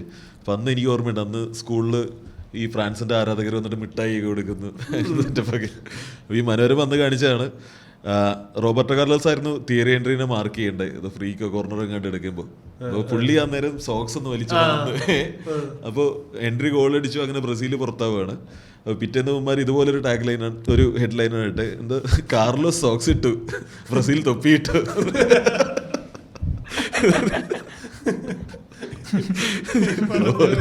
കഴിഞ്ഞ ദിവസം നമ്മള് കണ്ട ഇതുപോലെ സബ് കളക്ടർ അടക്കം എല്ലാവർക്കും ഇങ്ങനെ സബ് കളക്ടറുടെ തിരുവനന്തപുരത്ത് അത്യാവശ്യം ഫേമസ് ആയിരുന്നു. കളഞ്ഞു. അതായത് ആ പോസ്റ്റ് എന്ന് പറഞ്ഞാല് ഇവന്റെ ഫോട്ടോ മാത്രം സബ് കളക്ടർക്ക് കുത്തേറ്റു. സബ് കളക്ടർ അടക്കം ഇത്ര പേർക്ക് കുത്തേറ്റു. സബ് കളക്ടർക്ക് കുത്തേറ്റുന്നല്ലേ? സബ് കളക്ടർ അടക്കം കുറേ പേർക്ക് എല്ലാവർക്കും മേളില്. കളക്ടറേറ്റിൽ സബ് കളക്ടർ അടക്കം ഇത്ര പേർക്ക് കുത്തേറ്റു. ഏറ്റവും മുകളില് തേനീച്ച കൂടെ ഇളകി സബ് കളക്ടർ അടക്കം ഇത്ര. അതിന്റെ കേസ് എന്താണെന്നറിയോ ശരിക്കും? സിവിൽ സ്റ്റേഷനിൽ ആരോ ബോംബ് വെച്ചിട്ടുണ്ടെന്ന് പറഞ്ഞിട്ട് അത് എന്തോ നോക്കിക്കൊണ്ടിരിക്കുമ്പോഴത്തേക്കും തേനീച്ച കൂടുതൽ തട്ടി തേനീച്ച ഇളകിയതാണ്. എന്നിട്ട് കളക്ടർ ഓടി കാറേ കയറുന്ന ഫോട്ടോയും കുറെ പുറകെ തേനീച്ച ഓടുന്ന ഫോട്ടോയും വന്ന്. പിന്നെ ഇത് നോക്കിക്കൊണ്ടിരുന്ന ഒരു പുള്ളിക്കാർ, അവിടുത്തെ ഒരു എംപ്ലോയി, ഒരു പുള്ളിക്കാർ തലയിൽ ബേസ് ബോർഡ് പൊട്ടിയിട്ട് നിൽക്കണ ഫോട്ടോയും മനോരമ പത്രത്തില്. എന്നിട്ട് ഫുള്ള് തേനീച്ച, അവരുടെ കയ്യിലൊക്കെ തേനീച്ച കടിച്ചിരിക്കണ ഫോട്ടോ ഉണ്ട്. എന്നിട്ട് താഴെ എഴുതി, സാധാരണ മറ്റേ ഫോട്ടോയുടെ ക്രെഡിറ്റ്സ് കൊടുക്കൂല്ലേ, ചിത്രം മറ്റേ ഫോട്ടോഗ്രാഫറിന്റെ പേര് കൊടുക്കൂല്ലോ, ഇതിൽ കുറച്ച് വലുതാക്കി എഴുതിയേക്കണം, ഈ ചിത്രം എടുത്ത മനോരമയുടെ ഫോട്ടോഗ്രാഫർ ഇന്നയാൾക്കും 2 തേനീച്ചയുടെ കുത്തേറ്റ്. ശരിക്കും ത്യാഗം സഹിച്ചവരെടുത്തേ കുത്തേറ്റെടുത്ത ഫോട്ടോ. കോളേജില് ജോയിൻ ചെയ്തപ്പോ ഞാൻ ഒരു ഇൻട്രസ്റ്റ് ഇല്ലാണ്ട് എന്റെ അടുത്തേക്ക് വന്ന് ചേർന്നൊരു കളിയായിരുന്നു മറ്റേത് വോളിബോൾ. എനിക്ക് ഹൈറ്റ് ഉണ്ടല്ലോ. നിന്നെ ഹൈറ്റുള്ളണ്ടായിരുന്നു. ബാസ്കറ്റ് ബോളിലും ഉണ്ടോ? ഇല്ലേ, ഞാൻ കളിച്ചൊരു സ്ഥലത്തും അല്ല പഠിച്ചൊരു സ്ഥലത്തും ബാസ്കറ്റ് ബോൾ ഉണ്ടായിരുന്നില്ല. മോഡൽ വോയിസിൽ ക്രിക്കറ്റ് കളിക്കാൻ പോലും ബോളില്ല. Basket ball. പിന്നെ അവിടെ വോളിബോൾ ഉണ്ടായിരുന്നു. അല്ല കോളേജിലാണല്ലോ വോളിബോൾ. മോഡൽ വോയിസിൽ ഒന്നുമില്ല, സ്പോർട്സിന് അങ്ങനെ പ്രത്യേകിച്ച് ഒന്നുമില്ല. നമ്മളെ ഫ്രണ്ടിൽ ഗ്രൗണ്ട് എന്ന് പറയാനുള്ള സ്ഥലമൊന്നും ഇല്ല. പിന്നെ പാലസ് ഗ്രൗണ്ടിൽ പോയിട്ട് പിള്ളേർ കളിക്കണം. അല്ലെങ്കിൽ നമ്മുടെ അവിടെ ഉള്ളതെന്ന് പറഞ്ഞു കഴിഞ്ഞാൽ പിന്നെ ഇത്ര അധികം പിള്ളേരുടെ സ്കൂളാണ്, 10,000-2,500 അങ്ങനെ 2 പിള്ളേരുണ്ട് അതിൻ്റെ ഉള്ളിൽ. അപ്പൊ ഇവർക്കൊക്കെ കൂടി കളിക്കാനുള്ള സ്ഥലമൊന്നുമില്ല. അപ്പൊ നമ്മൾ കളിക്കാൻ അവിടെ ക്രിക്കറ്റ് കളിക്കാൻ നിൽക്കണമെങ്കിലും അവിടെ അടുത്ത് തന്നെ ഒരു ബി.എഡ് കോളേജ് ഉണ്ട്. അതിന്റെ ഓരോ പില്ലറിന് ഓരോ തൂണ്, ഇതിൽ ഓരോ ക്ലാസ്സുകാരുടെ കളി നടക്കണ്ടോ. നമ്മൾ ആർക്കും വേണ്ടി ഫീൽഡ് ചെയ്യുന്നത് നമുക്കറിയില്ല. നമുക്ക് അവിടെ നിന്നാലും കളി മനസ്സിലാവില്ല, ഇത് ആർക്ക് വേണ്ടി കളിക്കുന്നത്. പിന്നെ ഫുട്ബോളൊക്കെ ലക്ഷറിയാണ് പിള്ളേർക്ക് കളിക്കാൻ. ഈ ഒരു ചെറിയ ബോളുണ്ടെങ്കിൽ പിള്ളേർ ഫുട്ബോൾ കളിക്കണ്ടാവുക. അപ്പൊ ഞാൻ അന്ന് അത്രയും ആക്റ്റീവായിട്ട് സ്കൂളിൽ ക്രിക്കറ്റ് കളിക്കാനും ഫുട്ബോൾ കളിക്കാനും ഉണ്ടായിട്ടില്ല. ഫുട്ബോൾ കളിക്കുമ്പോഴാണ് പ്രശ്നമുണ്ട്. ഏകദേശം ഒരേ കളർ ടീഷർട്ട് ഇട്ട 2 പേര്, ഒരാൾ നമ്മുടെ ടീമിൽ ഒരാൾ ഓപ്പോസിറ്റ് ഉണ്ട്, അറിയാതെ പാസ് കൊടുക്കും. അത് രസമായിട്ട് പറയും, അപ്പൊ തന്നെ നമ്മൾ ഇട്ട് കൊടുക്കും. അതാണ് സ്ഥിരം പറ്റിയത്. സത്യം പറഞ്ഞാൽ ഇങ്ങനെ തിങ്ങി കളിക്കുമ്പോഴേ നമ്മുടെ സ്കൂളില് അതുകൊണ്ട് ഈ ക്രിക്കറ്റ് കളിക്കാൻ സമ്മതിക്കില്ലായിരുന്നു. കാരണം എല്ലാവർക്കും കൂടെ ആകെ ഒരു ഗ്രൗണ്ട് അല്ലേ. ഞങ്ങളവിടെ ക്രിക്കറ്റ് കളിക്കാൻ സമ്മതിക്കാത്തതിന്റെ വേറെ കാര്യം, ഞങ്ങളുടെ ബാറ്റ് എന്ന് പറയുന്നത് മിക്കവാറും ഏതെങ്കിലും ഡെസ്ക് പൊളിച്ചിട്ട് എടുക്കണ്ട. അത് ഡെസ്ക് ഒക്കെ പൊളിച്ച് കാണൂല്ലോ സാധനം. പിന്നെ കാണുന്നത് ഒരു 4 ടീമിനായിട്ട് അത് ഡെസ്കിന്റെ കാലം. അല്ലാണ്ട് ബാറ്റ് കൊണ്ടാണ് ക്രിക്കറ്റ് കളി ഉണ്ടായിരുന്നില്ല മോഡൽ വയസ്സിൽ. ബാസ്കറ്റ് ബോൾ കളിക്കണം മതിയായ ആഗ്രഹത്തിൽ ഞാൻ നമ്മുടെ സ്കൂളിൽ ഭയങ്കരമായിട്ട് ബാസ്കറ്റ് ബോൾ 2 കോർട്ടൊക്കെ ഉണ്ട് സ്കൂളിൽ. അപ്പം സ്പോർട്സ് ഹോസ്റ്റലുണ്ട്, അവിടെയുള്ള എല്ലാവരും ബാസ്കറ്റ് ബോൾ കളിക്കുന്ന പിള്ളേരാണ്. അപ്പം നാഷണൽസിലൊക്കെ കളിക്കാൻ പറ്റുന്നുണ്ട് നമ്മുടെ സ്കൂളിൽ നിന്ന്. അപ്പം നമ്മുടെ സ്കൂളിൽ ബാസ്കറ്റ് ബോളിൽ ഓർമ്മിപ്പിച്ചോളട്ടെ, എല്ലാ കൊല്ലവും എന്തോ ഈ പറഞ്ഞ പോലെ ടൂർണമെൻ്റ് ഒക്കെ നടക്കാറുണ്ട്. ഇതെല്ലാം നമ്മുടെ നല്ല കോർട്ടൊക്കെ നമ്മുടെ ഇവിടെ ആയതുകൊണ്ട് നമ്മുടെ സ്കൂളിൽ വെച്ചാണ് നടത്തുന്നത്. അപ്പോൾ അതങ്ങനെ നമ്മളിങ്ങനെ കൊച്ചിലോട്ട് എല്ലാ വർഷവും ഇത് കാണുന്നതുകൊണ്ട് നമുക്ക് ആ ഒരു ക്രേസ് ഉണ്ടല്ലോ. അപ്പോൾ എനിക്ക് ഈ പറഞ്ഞ അത്യാവശ്യം ആ പ്രായത്തിൽ ഹൈറ്റൊക്കെ ഉള്ളായിരുന്നുകൊണ്ട് എനിക്ക് ഭയങ്കര ആഗ്രഹം ബാസ്കറ്റ് ബോൾ കളിക്കാൻ പഠിക്കണം എന്നുള്ളത്. കാരണം ഞാൻ എല്ലാ സ്പോർട്സിലും വീക്കാണല്ലോ. അപ്പോൾ ഇത് സെറ്റ് ചെയ്യാമെന്ന് വിചാരിച്ചിട്ട് ഭയങ്കര ആഗ്രഹത്തിൽ പോയി ഒരു സ്പാർട്ടൻ്റെ ബാസ്കറ്റ് ബോളൊക്കെ മേടിച്ച്. ഒരു പള്ളിയിലച്ചനായിരുന്നു ഇതിൻ്റെ ട്രെയിനർ. പുള്ളിയാണ് അതിൻ്റെ ഫുൾ ചാർജ് ബാസ്കറ്റ് ബോളിൻ്റെ. പുള്ളിക്കാരെന്ന് പറഞ്ഞാൽ ഒരാവശ്യമില്ല, അതൊക്കെ ചൂടാവും. അവൻ ഭയങ്കര ടോലറി കളയും. അപ്പോൾ ഞാൻ ഭയങ്കര ലെവലിലായിരുന്നല്ലോ. അപ്പോൾ എനിക്ക് ഇങ്ങനത്തെ ഞാനതിന് എല്ലാ കോച്ചുമാരും ആ സമയത്ത് എനിക്ക് അയ്യോ തൃശ്ശൂരൊരു കോച്ചിന്റെ പേര് പറഞ്ഞു ആള് മരിച്ചു. അപ്പോൾ ആളീ പറഞ്ഞ പോലെ കളിക്കാൻ ഇറങ്ങിയ തെറി വിളിക്കാൻ തുടങ്ങും. അതിലെ ആളുടെ മോനുണ്ട്, ഈ സാധനം കംപ്ലൈന്റ് പറയാൻ പറ്റില്ലേ, തെറി വിളിച്ച് തന്നെ പഠിപ്പിക്കുന്നു. ഇത് പള്ളിയിലച്ഛനായിട്ട് തെറി വിളിക്കല്, പക്ഷെ ഭയങ്കരമായിട്ട് നമ്മളെ ഭയങ്കര വിഷമിപ്പിച്ച് കളയും, അത്രയും ചൂടാവും. അപ്പം ഞാനാണെങ്കിൽ നമ്മളും അത്യാവശ്യം മര്യാദയ്ക്ക് പഠിക്കുകയും പരിപാടിയൊക്കെ ഉണ്ട്. ഓവറായിട്ട് കെയർ കിട്ടി ശീലിച്ച് വന്നിട്ട് എന്നോട് പെട്ടെന്നെല്ലാം ദേഷ്യപ്പെട്ട് കഴിഞ്ഞാൽ എനിക്ക് ഭയങ്കരമായിട്ട് വിഷമമാവും. അപ്പോൾ എനിക്ക് ഇയാളെ ഓൾറെഡി പേടിയാണ്. ഞാൻ 5-ൽ 6-ൽ നിന്ന് 7-ലോട്ട് കയറുന്ന സമയത്ത് നമ്മളെ ഡിവിഷൻ മാറ്റും, പിള്ളേർ ഒരേ കൂട്ടിലായിട്ട് ഉഴപ്പിപ്പോവാന്ന് പറഞ്ഞിട്ട്. എനിക്ക് 5 തൊട്ടേ പേടിയാണ്. 7-ൽ 7 ബിയുടെ ക്ലാസ് മറ്റേ ക്ലാസ് ടീച്ചർ എന്ന് പറയുന്ന ഈ പുള്ളിക്കാരനാ. അപ്പൊ എനിക്ക് നല്ല പേടിയുണ്ടായിരുന്നു ഈ പുള്ളിയുടെ ക്ലാസ്സിൽ എങ്ങാനും എത്തിപ്പെടുവോ എന്നുള്ളത്. ഞാൻ അത്രയും മുന്നേ മറ്റേ അപകടങ്ങള് കണ്ടിട്ട് പേടിച്ചിരിക്കും. എനിക്ക് പുള്ളിയുടെ അടുക്ക് എത്തിക്കഴിഞ്ഞാൽ ഒരു വർഷം സഹിക്കാൻ ഭയങ്കര പാടായിരിക്കും, നല്ല ബുദ്ധിമുട്ടായിരിക്കും എന്നുള്ള സാധനമുണ്ട്. മറ്റേന്നൊക്കെ പറഞ്ഞാൽ നമ്മൾ അത്യാവശ്യം പഠിക്കും, ചെറിയ ഉടായ്പൊക്കെ കളിച്ച് നമുക്കിങ്ങനെ സുഖമായിട്ട് അങ്ങ് പോവാം. പക്ഷെ പുള്ളിയുടെ നടക്കൂല. പിന്നെ ബാക്കി ഒരുമാതിരിപ്പെട്ട ടീച്ചേഴ്സിനും ബാക്കി 7 7 ഒക്കെ ആൾക്കാർക്ക് നമ്മളെ അറിയാം. ഇയാൾക്ക് എന്നെ ഒരു പരിചയമില്ല. പുള്ളി അങ്ങനെ കെയർ ചെയ്യുന്ന ഒരാളൊന്നുമല്ല. ചില ടീച്ചർമാരുണ്ടല്ലോ, ഇവൻ മറ്റേ പഠിക്കണ പയ്യൻ 5 പഠിക്കണാണേലും ചിലപ്പോൾ നമ്മളെ പഠിപ്പിക്കലായിരിക്കും, പക്ഷെ അറിയായിരിക്കുമല്ലോ. ഇയാൾക്ക് അങ്ങനെ എന്നെ ഒരു വിധത്തിലും അറിയത്തില്ല. അപ്പം എനിക്ക് അറിയാം ചിലപ്പോൾ നമ്മൾ തമ്മിൽ പ്രശ്നമാവും എന്നുള്ളത്. കൃത്യം 7 കയറുമ്പോഴത്തേക്ക് ഡിവിഷൻ മാറ്റിയിട്ട് 6 കിടന്ന് ഞാൻ 7B ഇയോടെ ക്ലാസ്സിൽ. ഞാൻ അന്ന് വീട്ടിൽ നിന്നിട്ട് പറഞ്ഞു, മാറ്റിക്കോ, സ്കൂൾ മാറ്റിക്കോ, ഞാൻ പോകത്തില്ല എന്ന് പറഞ്ഞു. കാരണം എനിക്ക് അത്രയ്ക്ക് പേടിയാണ്. എന്നിട്ട് അവസാനം ഞാൻ കുറേ കഷ്ടപ്പെട്ട് അന്ന് പിന്നെ ഞാൻ ഹോൾഡ് ഉപയോഗിച്ച് എൻ്റെ അപ്പച്ചി അച്ഛന്മായിരുന്നു. മറ്റേ ക്ലസ്റ്റർ മീറ്റിങ്ങിന് ഇവിടുത്തെ അച്ഛമ്മനായിട്ട് കണ്ടിട്ട് ഇവർ തമ്മിൽ പരിചയമുണ്ട്. അപ്പോൾ പിന്നെ അപ്പച്ചി അച്ഛമ്മനെ വിളിച്ച് പറഞ്ഞിട്ട് അവൻ സ്കൂളിൽ പോകില്ല എന്നൊക്കെയാണ് പറയുന്നത്. പഠിക്കുകയൊക്കെ ചെയ്യുമല്ലോ, മറ്റിടത്താണ് നന്നായിട്ട് പഠിച്ചോളും, വേറെ കുഴപ്പമൊന്നും ഇല്ലല്ലോ, അങ്ങനെ ഇങ്ങനെ എന്നൊക്കെ പറഞ്ഞിട്ട് പറഞ്ഞു ചെയ്യാൻ പറ്റില്ല. ഒന്നാമത്തേന് ഇതേ റിക്വസ്റ്റുമായിട്ട് പേരൻസിനെയും കൊണ്ടൊരു 15 പിള്ളേർ വരും ഇത് മാറ്റാൻ വേണ്ടി. അപ്പോൾ പറ്റൂല എന്ന് പറഞ്ഞാൽ പറ്റില്ല, ഇട്ടതാന്ന് പറഞ്ഞാൽ ഒരു മനുഷ്യനെ മാറ്റില്ല, അങ്ങനെ മാറ്റിയൊരു ചരിത്രവും ഇല്ല. അപ്പോൾ ഒരു സാധ്യത ഇല്ല ഇത് മാറ്റാൻ. പക്ഷേ അപ്പച്ചി പറഞ്ഞ് അവസാനം ഞാൻ എന്നിട്ട് പോകണേ ഇല്ല. ഡിവിഷൻ മാറ്റിയ പിന്നെ ഞാൻ ക്ലാസ്സിൽ പോയിട്ടില്ല. എന്നിട്ട് ഒരു 3 ദിവസം കഴിഞ്ഞപ്പം പറഞ്ഞു സാധനം സെറ്റാ വാന്നൊക്കെ പറഞ്ഞ് പരിപാടി പോരാൻ പറഞ്ഞു. എന്നിട്ടും എനിക്ക് പേടിയാണ്, ചുമ്മാ പറയുമായിരിക്കും ചെല്ലുമ്പോൾ. എന്നിട്ട് എനിക്ക് ഭയങ്കര കേട്ടോ, ചെല്ലുമ്പോൾ ഞാൻ ബിയിലിരുന്നിട്ട് ഇനി അപ്പുറത്തോട്ട് മാറ്റി ഇരുത്തുമോ, ചെന്നിരിക്കണം. എന്നിട്ട് ഞാൻ ചെന്നിരുന്നപ്പോൾ ഞാൻ വിശ്വസിച്ച് എൻ്റെ കൂട്ടുകാരെ, നീ ഇവിടെ അല്ല, നീ ബിയിലാണ്, ഞാൻ ഇപ്പം വരും. എന്നിട്ട് ഞാൻ ഇവിടെ ഇരിക്കുമ്പോഴത്തേക്കും എനിക്കിപ്പോഴും അവൻ്റെ മുഖം എൻ്റെ മനസ്സിലുണ്ട്.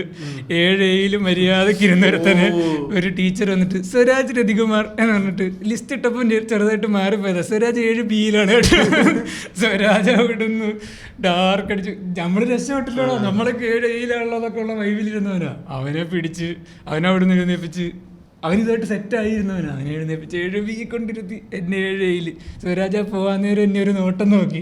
ഈ ഡിവിഷൻ മാറി വെച്ച് നമ്മൾ 10 വരെ പിന്നെ തമ്മിൽ കണ്ടിട്ടില്ല.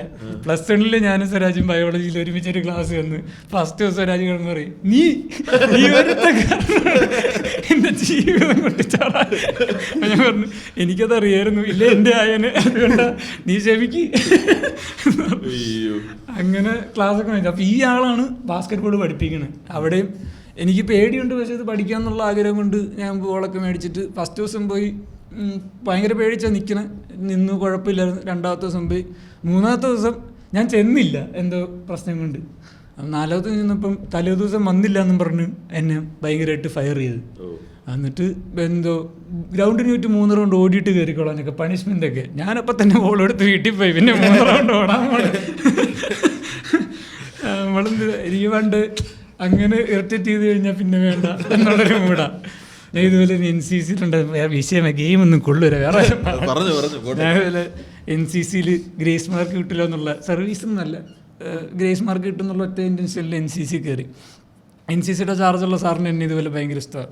അപ്പോൾ നമ്മളവിടെ കയറി സെലക്ഷൻ പ്രോസസ്സൊക്കെ സിമ്പിൾ, സാറ് കയറിക്കോ ആ മൂടാ. അങ്ങനെ കയറി ഞാൻ. പക്ഷേ ഇത് കയറി കഴിഞ്ഞപ്പോൾ എനിക്ക് ഭയങ്കര ഇൻട്രസ്റ്റ് ആയി. കാരണം ഞാൻ ഭയങ്കര മെലിഞ്ഞിരിക്കണോണ്ട് മറ്റേ ഇത് എന്ത് പറഞ്ഞു, മാർച്ച് നല്ല NCC വേറെ എന്താണ് പറയണത്, എന്തേലും ആട്ടെ. ഇത് ചെയ്യുമ്പോൾ മാർച്ച് പാസ്റ്റ് ചെയ്യുമ്പം നമ്മുടെ NCCയിൽ മറ്റേ ഈ കൈ ഇവിടെ വരുമ്പോൾ ഈ കൈ ഇതിന് കറക്റ്റ് ഇതായിട്ട് ബാക്കിൽ വരണം. എനിക്ക് മൊത്തത്തിൽ വലിയ മസിലിൻ്റെ വലിയ പിടുത്തമൊന്നും ഇല്ലാത്തതുകൊണ്ട് സുഖമായിട്ട് വരും. അപ്പോൾ ഏറ്റവും നന്നായിട്ട് ഇത് ചെയ്തുകൊണ്ടിരുന്നത് ഞാനാ. പരേഡ് ചെയ്തുകൊണ്ടിരുന്നത് ഞാനായിരുന്നു. അപ്പോൾ ആ ഒരു സാധനം കാരണം ഇപ്പോൾ നമ്മൾ പുതിയതായിട്ട് എടുത്തതിൽ ഏറ്റവും നന്നായിട്ട് പറയുന്നത് നീ കാണിച്ചു കൊടുക്കുന്നൊക്കെ പറഞ്ഞ് നമ്മളെ ഫ്രണ്ടിലോട്ട് ഇട്ടിട്ട് ഇത് ചെയ്യിപ്പിക്കും. അപ്പോൾ ഞാൻ ഇങ്ങനെയൊക്കെ അത് നന്നായിട്ട് പരേഡ് ചെയ്യുന്നതുകൊണ്ട് തന്നെ നല്ല റാങ്ക് കിട്ടാനുള്ള സാധ്യതയുണ്ട് അടുത്ത ഇതിലോട്ട് വരുമ്പോൾ. അപ്പം ഇങ്ങനെ മൊത്തത്തിൽ എല്ലാം മംഗളകരമായി പൊയ്ക്കൊണ്ടിരിക്കുന്ന സമയത്ത് ഈ NCCയുടെ മറ്റേ യൂണിറ്റിൽ നിന്ന് ഒരാൾ വരും, ബറ്റാലിയനിൽ നിന്ന് വേറൊരു ഓഫീസർ വരും. അവന്മാരും മുട്ടൻ കൊണയാണ്, ഹിന്ദിയിൽ ഒക്കെയാണ് സംസാരിക്കുന്നത്. മിലിറ്ററി യൂണിഫോം ഒക്കെയാണ്, ആ മറ്റേ ക്യാമഫ്ലാഗ് സാധനമൊക്കെ ഇട്ടിട്ടാണ് വരുന്നത്. അവർ വരുമ്പോൾ തൊട്ട് NCCയുടെ ഒരു ബേസിക് പരിപാടി എന്ന് വെച്ച് കഴിഞ്ഞാൽ വെറുതെ മറ്റേ എന്താ പറയുക പണിഷ്മെൻറ്റ് കൊടുത്ത് അല്ലെ ചീത്ത വിളിച്ച് ഭ്രാന്ത് പിടിപ്പിച്ച് നന്നാക്കുക അല്ലെങ്കിൽ ഡിസിപ്ലിൻ ഉണ്ടാക്കുക എന്നുള്ള പരിപാടി അല്ല. മര്യാദയ്ക്ക് സോഫ്റ്റ് ആയിട്ട് പറഞ്ഞ ഒരു പരിപാടിയില്ല. അതില്ല, ഇതൊക്കെ ശരിക്കും മെന്റലി ടഫാക്കാൻ വേണ്ടിട്ട് ആയിരിക്കും എനിക്ക് ചെയ്യുന്നതാണ്. ഇപ്പൊ ഈ പറഞ്ഞ എല്ലാ ഈ കോച്ചുമാരെല്ലാരും തന്നെ ഈ റഫായിട്ട് അവർക്ക് കിട്ടിയതും ആ ഒരു ട്രീറ്റ്മെന്റ് ആയിരിക്കും. പോലീസ് ട്രെയിനിങ്ങിലൊക്കെ അങ്ങനെയാണെന്നാണല്ലോ പറയുന്നത്. പക്ഷെ അതൊക്കെ അവര് ജോലിയായിട്ട് ചെയ്യണല്ലോ. ഇത് മറ്റേ പിള്ളേർ 8ലും 9ലും പഠിക്കുന്ന പിള്ളേരോട് തന്നെയാണല്ലോ ഈ അത്ലറ്റ്സ് ഉണ്ടാവുന്നത്. അല്ല, ഈ NCCന്ന് പിള്ളേര് NCCയിലുള്ള പിള്ളേർക്ക് ചെറിയൊരു അവരുടെ ഡ്രീം ഇത് പട്ടാളം തന്നെയാണ്. നമ്മുടെ അവിടെ എല്ലാവരുടെയും ഡ്രീം ഗ്രേസ്. അല്ല, കുറെ പേര് അത് ഭയങ്കര ഗ്രേസ് എടുക്കുന്നവരുണ്ട് അങ്ങനെ തന്നെ. മെന്റലി ഇമോഷണലി ഹെൽത്തി ആയിട്ടുള്ളൊരു മിലിറ്ററി ആർമി ഉണ്ടാവും. സ്കൗട്ടില്ല, ഞാൻ സ്കൗട്ടിലായിരുന്നു. ഞാൻ ആദ്യം സ്കൗട്ടിലായിരുന്നു. പിന്നെ സ്കൗട്ടിന്റെ സല്യൂട്ടൊക്കെ ചുമ്മാ ഇങ്ങനെ 3 പേരിലേക്ക് രസമില്ല. NCCക്ക് ഒരു പവർ അങ്ങനെ 5 പേരില്ല. NCC ഫുൾ നേരെ തന്നെ. അപ്പൊ പ്രിൻസ് അടിക്കണ സല്യൂട്ട് തന്നെ. അതല്ല ഇവിടെ തന്നെ യൂണിഫോമിലെ സ്കാർഫും ഒക്കെ കൂടി ഇങ്ങനല്ല കേട്ടോ, ഇങ്ങനെയാണെന്ന് തോന്നുന്നുണ്ട്. ഈ പിരിയത്തിന്റെ ഇവിടെ കണ്ട് ഇങ്ങനെ ഇരിക്കണം, ഈ വിരൽ മടങ്ങിയിരിക്കണം, അങ്ങനെ എന്തുകൊണ്ട് നേവി ഇങ്ങനെ അടിക്കുക അറിയോ? ഇങ്ങനെ അടിക്കണേ അറിയോ? NCC തന്നെ നേവിയും ആർമിയും അങ്ങനെ 2 കാറ്റഗറി ആർമി ആയിരുന്നു. എന്നിട്ട് ഞാൻ പറഞ്ഞില്ല മറ്റേ പട്ടാളത്തിൽ ചേരാകലുള്ള ഒരു പിള്ളേർ ഞാൻ കണ്ടിട്ടില്ല. അതിനകത്ത് എൻ്റെ ഒരു നമ്മുടെ കൂടെ ആ ബാച്ചിൽ ഫസ്റ്റ് ദിവസം സെലക്ഷൻ കിട്ടി. ഹൈറ്റുള്ള വെച്ചാണ് എടുക്കണേ. സെലക്ഷൻ കിട്ടി, യൂണിഫോം തന്നു വിട്ട്. പിറ്റേ ദിവസം മറ്റേ ലൈനപ്പ് ആവാൻ പറഞ്ഞ് നിർത്തിയിട്ട് ഒരുത്തിന് പുറത്തോട്ട് വിളിച്ചിട്ട് സാർ ഒന്നും പറയാനില്ല, ചൂരിൽ വെച്ച് 3 അടിയാക്കി. എന്നിട്ട് പറഞ്ഞ് യൂണിഫോം തന്നിട്ട് പൊക്കോളാൻ പറഞ്ഞ്. ഇന്നലെ കയറ്റിയതേ ഉള്ളൂ NCCയിലോട്ട്, അപ്പം തന്നെ ഇറക്കി. എന്നിട്ടാണ് സാറ് ചീത്ത വിളിക്കുമ്പോഴാണ് നമുക്ക് കാര്യം മനസ്സിലാണ്. പുള്ളി യൂണിഫോം കിട്ടിയ എക്സൈറ്റ്മെന്റിൽ ഇതും കൊണ്ട് വീട്ടിൽ പോയിട്ട് വീട്ടിൽ ചെന്ന് സ്കൂൾ യൂണിഫോം മാറി NCCയുടെ യൂണിഫോം ഇട്ടുകൊണ്ട് മീൻ മേടിക്കാൻ പോയി. അപ്പോൾ സ്കൂളിൽ നിന്ന് പിള്ളേരും ടീച്ചർമാരൊക്കെ വീട്ടിൽ പോകുമ്പോൾ ഒരുത്തനീ മറ്റേ സ്റ്റാഫൊക്കെ തങ്ങിക്കിടന്ന് മറ്റേ നിക്കറൊക്കെ ഇട്ട് ബെൽറ്റൊക്കെ ഇട്ട് മീൻ അത് പിന്നെ പട്ടാളക്കാരനല്ലെങ്കിലും മീൻ മേടിക്കുന്നത് നമ്മൾ എട്ടിപ്പടിക്കുന്നത്. എന്നുവെച്ചാൽ NCCയുടെ യൂണിഫോം ഇട്ടോട്ട് പോയി മീൻ മേടിച്ചു എന്ന് പറഞ്ഞാൽ അത് ഫസ്റ്റ് ദിവസം കിട്ടിയേ ഉള്ളൂ. കിട്ടിയന്ന് വൈകുന്നേരം പുള്ളി മീൻ എത്രയാ PC 100 രൂപ PC ഫീസൊക്കെ ഒന്നുമില്ല. പക്ഷെ അങ്ങനത്തെ പിള്ളേരാ. അപ്പോൾ ഞാൻ എന്നിട്ട് ഈ പറഞ്ഞ പോലെ പക്ഷേ എനിക്കിത് വൃത്തിക്കൊക്കെ ചെയ്യാൻ പറ്റുമ്പോൾ എനിക്ക് ശരിക്കും കാര്യമായിട്ടൊരു ഇത് തോന്നി. പിന്നെ എനിക്ക് റാങ്ക് വേണം എന്നുള്ള സാധനം. കാരണം റാങ്കുള്ള ആദ്യത്തെ 3 റാങ്കുള്ളവർക്ക് പാൻറ് ഇടാൻ പറ്റത്തുള്ളൂ, പാൻസ് ഇടാൻ പറ്റത്തുള്ളൂ. ബാക്കി എല്ലാവർക്കും നിക്കർ ഇങ്ങനെ പാവാട ഭയങ്കര അത്. അപ്പോൾ ഒരു ഭയങ്കര വൃത്തിയോടാ. അപ്പോൾ പാൻസ് കിട്ടാൻ വേണ്ടി ഇങ്ങനെ റാങ്ക് മേടിക്കണം. അപ്പോൾ ആ ഒരു പരിപാടിയിൽ ഞാൻ നല്ലതായിട്ട് വർക്ക് ചെയ്യുമായിരുന്നു. അപ്പോൾ ഒരു ദിവസം വന്നിട്ട് മറ്റേ സല്യൂട്ട് പഠിപ്പിക്കുന്ന ദിവസമായിരുന്നു. ഈ ബറ്റാലിയനിൽ നിന്ന് ആൾ വന്നിട്ട്. അപ്പം ഇയാൾ വന്നിട്ട് നമ്മളെ മറ്റേ ദൈന്യ സല്യൂട്ട്, ബാഹ്യ സല്യൂട്ട് അങ്ങനത്തെ പരിപാടിയൊക്കെ ഉണ്ട്. അപ്പം ദൈന്യ സല്യൂട്ട് എന്ന് വെച്ചാൽ മറ്റേ റൈറ്റിലോട്ട് നോക്കിയിട്ട് ഇതടിച്ച് മറ്റേ പരേഡ് ചെയ്യണം. ദൈന്യ സല്യൂട്ട്, ബാഹ്യ സല്യൂട്ട്, റൈറ്റ് ലെഫ്റ്റ്. അപ്പോൾ ബാഹ്യ സല്യൂട്ട് ഇടത്തോട്ട് ചെയ്യണം ഈ പരിപാടി. അപ്പോൾ ഇത് പഠിപ്പിച്ച് ഒറ്റ ദിവസമേ ചെയ്യിപ്പിച്ചുള്ള. അന്ന് പിന്നെ അങ്ങോട്ട് ഓണാവധിയായിരുന്നു. അത് നമ്മളിത് കണ്ടു പഠിച്ചല്ലോ. എന്നിട്ട് ഓണാവധി കഴിഞ്ഞ് ഇയാൾ വന്നപ്പോഴത്തേക്കും ചോദിച്ചു ആർക്കൊക്കെ മറ്റേ സല്യൂട്ട് പഠിപ്പിച്ച ഓർമ്മയുണ്ട്, വന്നിട്ട് ഇത് ചെയ്ത് കാണിക്കാൻ ധൈര്യമുള്ള ആരുണ്ടെന്നൊക്കെ. കഴിഞ്ഞ എപ്പിസോഡിൽ പറഞ്ഞ സൈൻ ചെയ്യാൻ ഒരു അവസരം കിട്ടിയാൽ ഞാൻ വിടൂലല്ലോ. ഞാൻ ഇറങ്ങി, റാങ്ക് വേണമല്ലോ, ഫാൻസ് ഇടണമല്ലോ.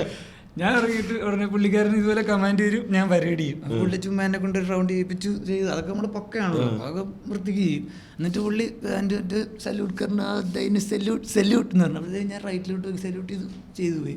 എന്നിട്ട് ഇതും മറ്റേ എത്ര 3 കൗണ്ടിലും കണ്ട് താഴെ ഇടും. സെൻട്രൽ സല്യൂട്ട് കറിന് ബാഹ്യ സല്യൂട്ട് എന്ന് പറഞ്ഞു. ഇത് ഞാൻ ഇടത്തേക്ക്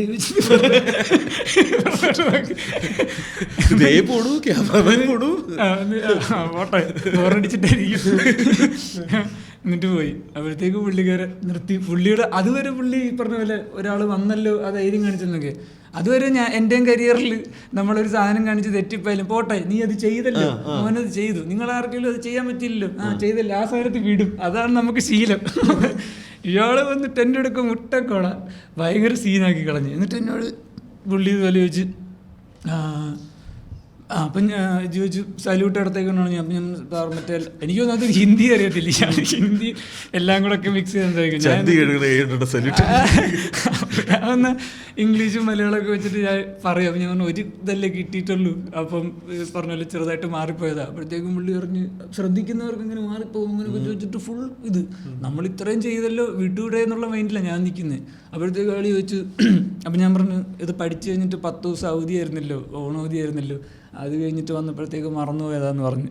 അപ്പോഴത്തേക്ക് എന്നോട് ചോദിച്ച് ചോറ് എല്ലാ ദിവസവും കഴിക്കുമോ, അല്ല ചോറ് പിന്നെ കഴിക്കുന്ന ഏത് കൈ കൊണ്ടാന്ന് ചോദിച്ചു.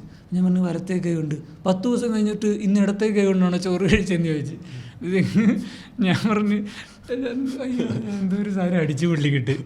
അപ്പോഴത്തേക്കും ഞാൻ പറഞ്ഞു ചോറ് നമ്മൾ എല്ലാ ദിവസവും കഴിക്കുമല്ലോ, ഇതെല്ലാ ദിവസവും വീട്ടിൽ പോയിട്ട് അങ്ങനെ എന്തോ ഒരു സാധനം അടിച്ച്.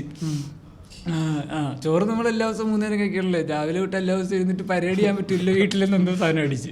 പുള്ളിക്കാരും പോയിട്ട് പ്ലാങ്ക് പണിഷ്മെന്റ് വരും, പണിഷ്മെന്റ് ഒന്ന് പോയിട്ട് മറ്റേ ഇത് പ്ലാങ്ക് അല്ല മറ്റേ എന്താ പറയണത് കൈ പൊക്കി നിൽക്കണ പരിപാടി. എന്നിട്ട് പുള്ളി മറ്റവരെ ട്രെയിൻ ചെയ്തോണ്ടിരിക്കുക.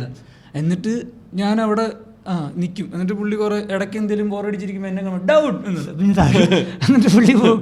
എന്നിട്ട് നമ്മൾ വിറച്ചോണ്ടിരിക്കുക. അത് തന്നെ ചെളിവെള്ളത്തിൽ നിർത്തിയേക്കുക. മറ്റേ ഡൗൺ അടിക്കുമ്പോൾ എൻ്റെ നിക്കറ് ഫുൾ വെള്ളത്തിൽ മുങ്ങും. എന്നിട്ട് പിന്നെ അപ്പടിയും കണ്ണീന്നൊക്കെ വെള്ളം വന്നിട്ട് പിള്ളേർ മറ്റേ ഷൈൻ ചെയ്യാൻ വേണ്ടി ഒരാവശ്യമില്ലായിരുന്നു.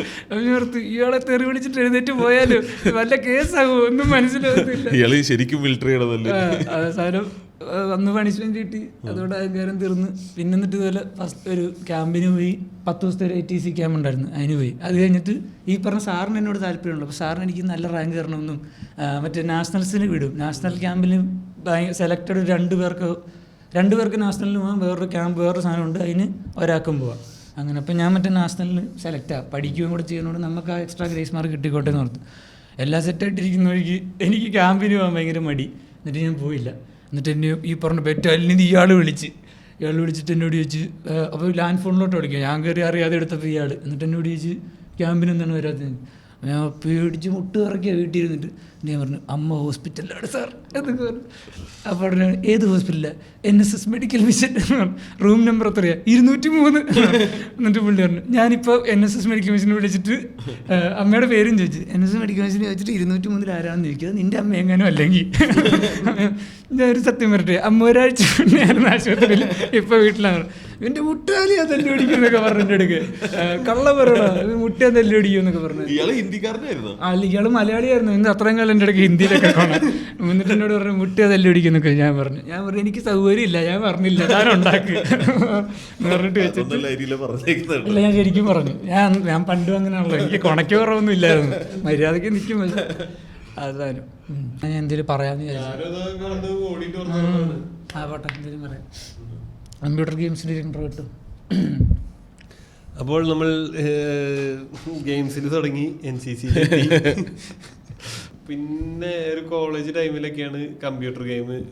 കോളേജ് ടൈമിലോ? എൻ്റെ കോളേജ് ടൈമാ. ഞാനൊക്കെ എൻ്റെ അങ്ങനല്ലേ, നമ്മള് പണ്ട് വെക്കേഷൻ ആയ സമയത്ത് LP സ്കൂളിൽ ഞാൻ പഠിക്കാം. ഇപ്പൊ കറക്റ്റാ. LP സ്കൂളിൽ പഠിക്കുന്ന സമയത്ത് വെക്കേഷനൊക്കെ ആകുമ്പോ കമ്പ്യൂട്ടർ ക്ലാസ് എന്ന് പറഞ്ഞിട്ട് കൊണ്ടേക്കി. സൂപ്പർ ടക്സ് കാട്ട് കളിച്ചിട്ടുണ്ട്. സൂപ്പർ ടക്സ് കാട്ടായിരുന്നു നമ്മുടെ സമയത്ത്. മറ്റേ ഡേവ് മാരി റോഡ് റാഷ് ഇങ്ങനെ സ്കൂളിലെ കമ്പ്യൂട്ടർ ലെവലിൽ ഇൻസ്റ്റാൾ ചെയ്തിട്ടുണ്ട്. സ്കൂളല്ലടാ, വീട്ടില് മറ്റേ പുറത്ത് പ്രൈവറ്റ് ക്ലാസ് ഉണ്ടാവില്ലേ, കമ്പ്യൂട്ടർ ക്ലാസ്. എടാ ഞാൻ MS DOS പഠിച്ച എനിക്ക് സർട്ടിഫിക്കറ്റ് ഒക്കെ ഉണ്ട്. അത് ഇംഗ്ലീഷിലൊക്കെയാണ് പരീക്ഷ. ഞാൻ എന്താ എഴുതിച്ചറിയില്ല. അങ്ങനെ മറ്റേ കോപ്പി, ഇതിന്റെ കമാൻഡ് കൺട്രോൾ, അങ്ങനത്തെ ചില്ലറ പരിപാടികളൊക്കെ പഠിപ്പിക്കും. പക്ഷെ നമുക്ക് താല്പര്യം എന്താണ്? ഗെയിം കളിക്കാൻ. അപ്പോൾ ഒരു സെന്റർ കഴിഞ്ഞിട്ട് നമ്മൾ കുറച്ചുകൂടെ ബെറ്റർ ഗെയിമുള്ള അപ്പുറത്തെ സെന്ററിൽ അങ്ങോട്ട് മാറുകയും ചെയ്ത്. അപ്പോൾ അവിടെ FIFA 98 എന്ന് പറഞ്ഞ പരിപാടി ഉണ്ടായിരുന്നു. അത് മൾട്ടിപ്ലെയർ കളിക്കായിരുന്നു. ഒന്ന് മൗസിൽ കളിക്കാൻ, ഡെമോ വേർഷൻ എന്ന് പറഞ്ഞാൽ ഫസ്റ്റ് ഹാഫ് മാത്രമേ കളിക്കാൻ പറ്റുള്ളൂ, സെക്കൻഡ് ഹാഫ് കളിക്കാൻ പറ്റില്ല. 98 ഡെമോ. അതിലിപ്പോ ആദ്യമൊക്കെ കളിക്കുമ്പോൾ ടഫായിരുന്നു, പിന്നെ കളിച്ച് ഹാർഡ് ലെവലിട്ടിട്ട് നമ്മൾ 10 ഗോളൊക്കെ അടിച്ചു തുടങ്ങി. പിന്നെ കളിയോട്ടുള്ളത് അത് മെയിനായിട്ട് മൾട്ടിപ്ലെയർ കളിയും, ഒരു മൗസും ഒരു കീബോർഡും കളിക്കായിരുന്നു. പിന്നെ അതിനോട് മറ്റേ സാധനം കളിച്ചില്ല, ഈ കാസറ്റ് കുത്തി വെച്ചിട്ട് കളിക്കുന്നത്, കാട്രിഡ്ജ് കുത്തി വെച്ചിട്ട് അത് കളിക്കുന്നത്. പക്ഷെ നമ്മുടെ വീട്ടില് അത് ഉണ്ടായിരുന്നില്ല, അല്ലെങ്കിൽ മേടിച്ചു തരില്ല, അല്ലെങ്കിൽ അതിന് പറ്റിയൊരു ടി വി ഉണ്ടായിരുന്നില്ല. ഉണ്ടായിരുന്ന ഒരു സാധനം മറ്റേ കീബോർഡും മൗസും ഒരു കീബോർഡ്. അല്ല കീബോർഡല്ല, ഒരു പെട്ടിയല്ലേ, ഒരു അത് കഴിഞ്ഞിട്ട് ഒരു സാധനം വന്നു, കീബോർഡ് ഉള്ളത്, ഒരു കീബോർഡും അതുപോലെ കാസറ്റ് പോലെ സാധനം കുത്തി വെച്ചിട്ട് 2 ജോയ്സ്റ്റിക് ഒക്കെ വെച്ചിട്ട് കളിക്കുന്നത്. പിന്നെ ഡക്ക് ഹണ്ടിന് മറ്റേ തോക്ക് ഇതൊക്കെ ചാടി പാടത്തിരിക്കും.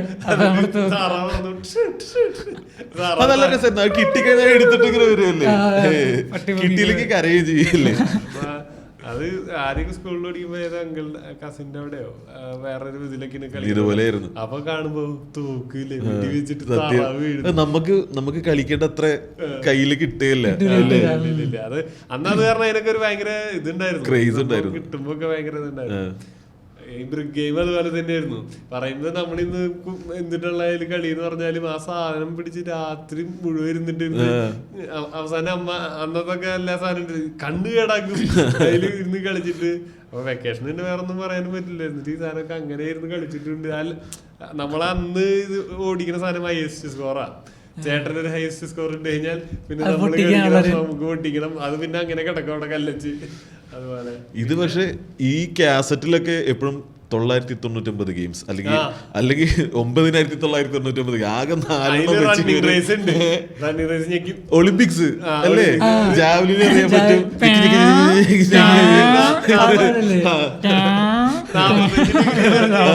ഏറ്റവും ദൂരമ്പോ അല്ലെങ്കിൽ 90 നമ്മളെ വെറുതെ ഞെക്കി പിടിക്കണം. എങ്ങനെ ഒളിമ്പിക്സ്. അതുപോലെ കോൺട്ര കളിച്ചിട്ടില്ലേ, കോൺട്ര രസമായിരുന്നു, സൂപ്പർ മാരിയോ രസമായിരുന്നു. പിന്നെ ഐലൻഡർ സൂപ്പർ മാരിയോയുടെ. പിന്നെ ടാങ്കിന്റെ ഒരു കളിയുണ്ട്, നമ്മുടെ ഒരു കിളിയുണ്ട്, ആ കിളീനെ നമ്മൾ പ്രൊട്ടക്ട് ചെയ്യണം.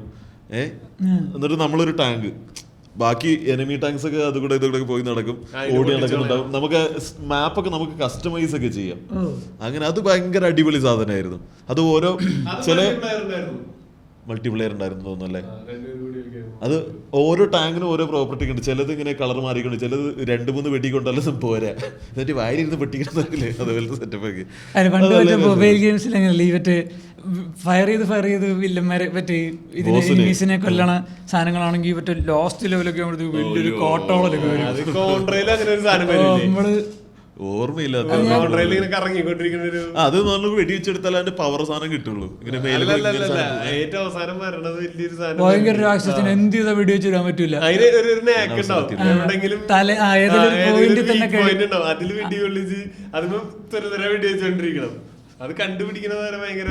അതെ അത് ആ ലെവലൊക്കെ ശരിക്കും ഒരു 10-25 തവണ കളിച്ച് കഴിയുമ്പോഴായിരിക്കും പൊട്ടിക്കും. അല്ല എനിക്ക് പറഞ്ഞ പോലെ കൊച്ചിലെ വീട്ടിൽ കമ്പ്യൂട്ടറിലായിരുന്നു, അപ്പോൾ നമുക്ക് ഭയങ്കര സ്വപ്നമായിരുന്നു. അപ്പോൾ നമ്മളിങ്ങനെ പ്രതീക്ഷകൾ വാഗ്ദാനങ്ങളിലാണ് മുന്നോട്ട് വെക്കുന്നത്. അപ്പോൾ നമ്മളിങ്ങനെ ഓർക്കും നമുക്കൊരു 7 ആകുമ്പോഴത്തേക്കും കമ്പ്യൂട്ടർ മേടിച്ച് തരുമായിരിക്കും, അല്ല മേടിക്കാൻ പറ്റുമായിരിക്കും. ഏത് അതിനുള്ളൊരു മറ്റേ സാഹചര്യം അപ്പോൾ ഇല്ല. നമ്മുടെ ഒരു ആഗ്രഹങ്ങളുള്ളൂ. ചിലപ്പോൾ നമ്മളിങ്ങനെ വെറുതെ തള്ളും. നമ്മൾ 7ാം ക്ലാസ് തൊട്ടൊക്കെ കമ്പ്യൂട്ടർ ഇല്ലാതെ പാടാണ് പഠിക്കാൻ എന്നൊക്കെ പറയും. അപ്പോൾ ഞാൻ നീയും പറ. അപ്പോൾ ചേച്ചി ഞാൻ 6-ലായപ്പോൾ ചേച്ചി 10-ലൊക്കെ ആയിട്ടുണ്ട്. അപ്പോഴത്തേക്കും എനിക്കല്ല അവൾക്ക് പക്ഷെ നല്ല ആവശ്യം വരും, ആ സാധനമൊക്കെ അടിക്കും. അപ്പോൾ അച്ഛൻ പക്ഷെ ഭയങ്കര കോൺഫിഡൻസ്, മേടിക്കാം, നോക്കാം, നമുക്ക് ഇപ്പോൾ അല്ല പക്ഷെ നമുക്ക് നോക്കാം എന്നൊക്കെ പറയാം. അപ്പോൾ നമുക്ക് അവിടെ ഒരു പ്രതീക്ഷയുണ്ട്, ചിലപ്പോൾ കിട്ടുമായിരിക്കും. അപ്പോൾ ഞാൻ ചിലപ്പോൾ 10 കിട്ടും, അങ്ങനെ ഭയങ്കര വെയിറ്റിങ് അങ്ങനെ കിട്ടാൻ വേണ്ടി. അപ്പം അല്ല മേടിക്കുമായിരിക്കും എന്നുള്ളൊരു പ്രതീക്ഷയിലാണ്. ഇത് ഒരു മായാലോകമാണ്. എനിക്കൊരു എൻ്റെ അമ്മയുടെ ചേച്ചിയുടെ മുൻ അവർ ഭയങ്കര റിച്ച് സെറ്റപ്പിലായിരുന്നു. ഞാനിങ്ങനെ ഓരോ തവണ അവിടെ പോകുമ്പോൾ അവിടെ എന്തെങ്കിലും ഇതുപോലെ വെറൈറ്റി കിടിലം പരിപാടികൾ കാണും.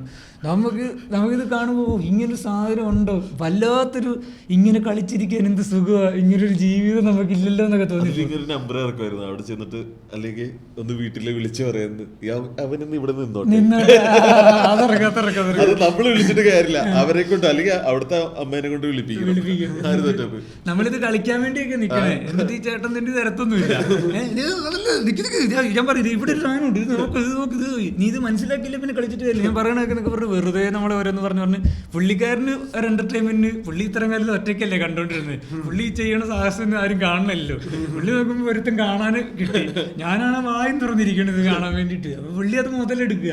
എന്നിട്ട് നമ്മളെ ഇരുത്തി ഇത് പുള്ളി കളിച്ച് ഞാൻ ഇത്രയും ഇതായിട്ട് കളിക്കും എന്നുള്ളത് നമ്മളെ കാണിക്കത്തുള്ളൂ. എന്നിട്ട് ഇടയ്ക്ക് ഇച്ചിരി സമയം തരും, അല്ലാതെ നമുക്കങ്ങനെ കളിക്കാനും കിട്ടത്തില്ല. അപ്പോൾ ഇത് ഇത്രയും ലിമിറ്റഡ് ആയിട്ട് കിട്ടണോണ്ട് നമുക്കിത് ഭയങ്കര ഒരു സ്വപ്നമാണ്. ഈ രാത്രിയിലൊക്കെ മിക്ക ദിവസം ഇങ്ങനെ സാധനം ഉണ്ടായിരുന്നു, ഇപ്പൊ കളിക്കായിരുന്നു അല്ല ഇങ്ങനെ ചെയ്യായിരുന്നു അങ്ങനെയായിരുന്നു, ഞാനാണെങ്കിൽ അവിടെ ഇങ്ങനെ ചെയ്തേനെ എന്നൊക്കെ, ഇത് പുള്ളി ചെയ്യുന്നതിന് ഇങ്ങനെ ചെയ്തേനെ, അങ്ങനെ പ്ലാനൊക്കെ ചെയ്യും വെറുതെ. അപ്പം ഇത് കമ്പ്യൂട്ടർ അല്ല, ആ സമയത്ത് ഇങ്ങനെ പുള്ളി ഓരോ സാധനങ്ങൾ നല്ല വില കൂടിയ ടോയ്സ് പരിപാടികളൊക്കെ ഇറക്കും.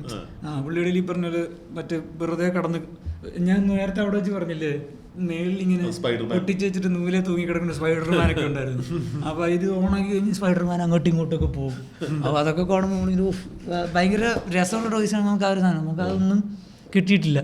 അങ്ങനെ ഒരു അവധി സമയത്താണ് ഇയാൾ ഈ വീഡിയോ ഗെയിം ഇറക്കണത്. ഞാൻ നോക്കുമ്പം അപ്പം അന്ന് കമ്പ്യൂട്ടർ ഇല്ലാന്ന് തോന്നുന്നുണ്ട്. പറഞ്ഞല്ലോ വീട്ടിലോട്ടൊന്നും അങ്ങനെ എല്ലാവരും മേടിക്കുന്ന സെറ്റപ്പിലൊന്നും എത്തിയിട്ടില്ലെന്ന്.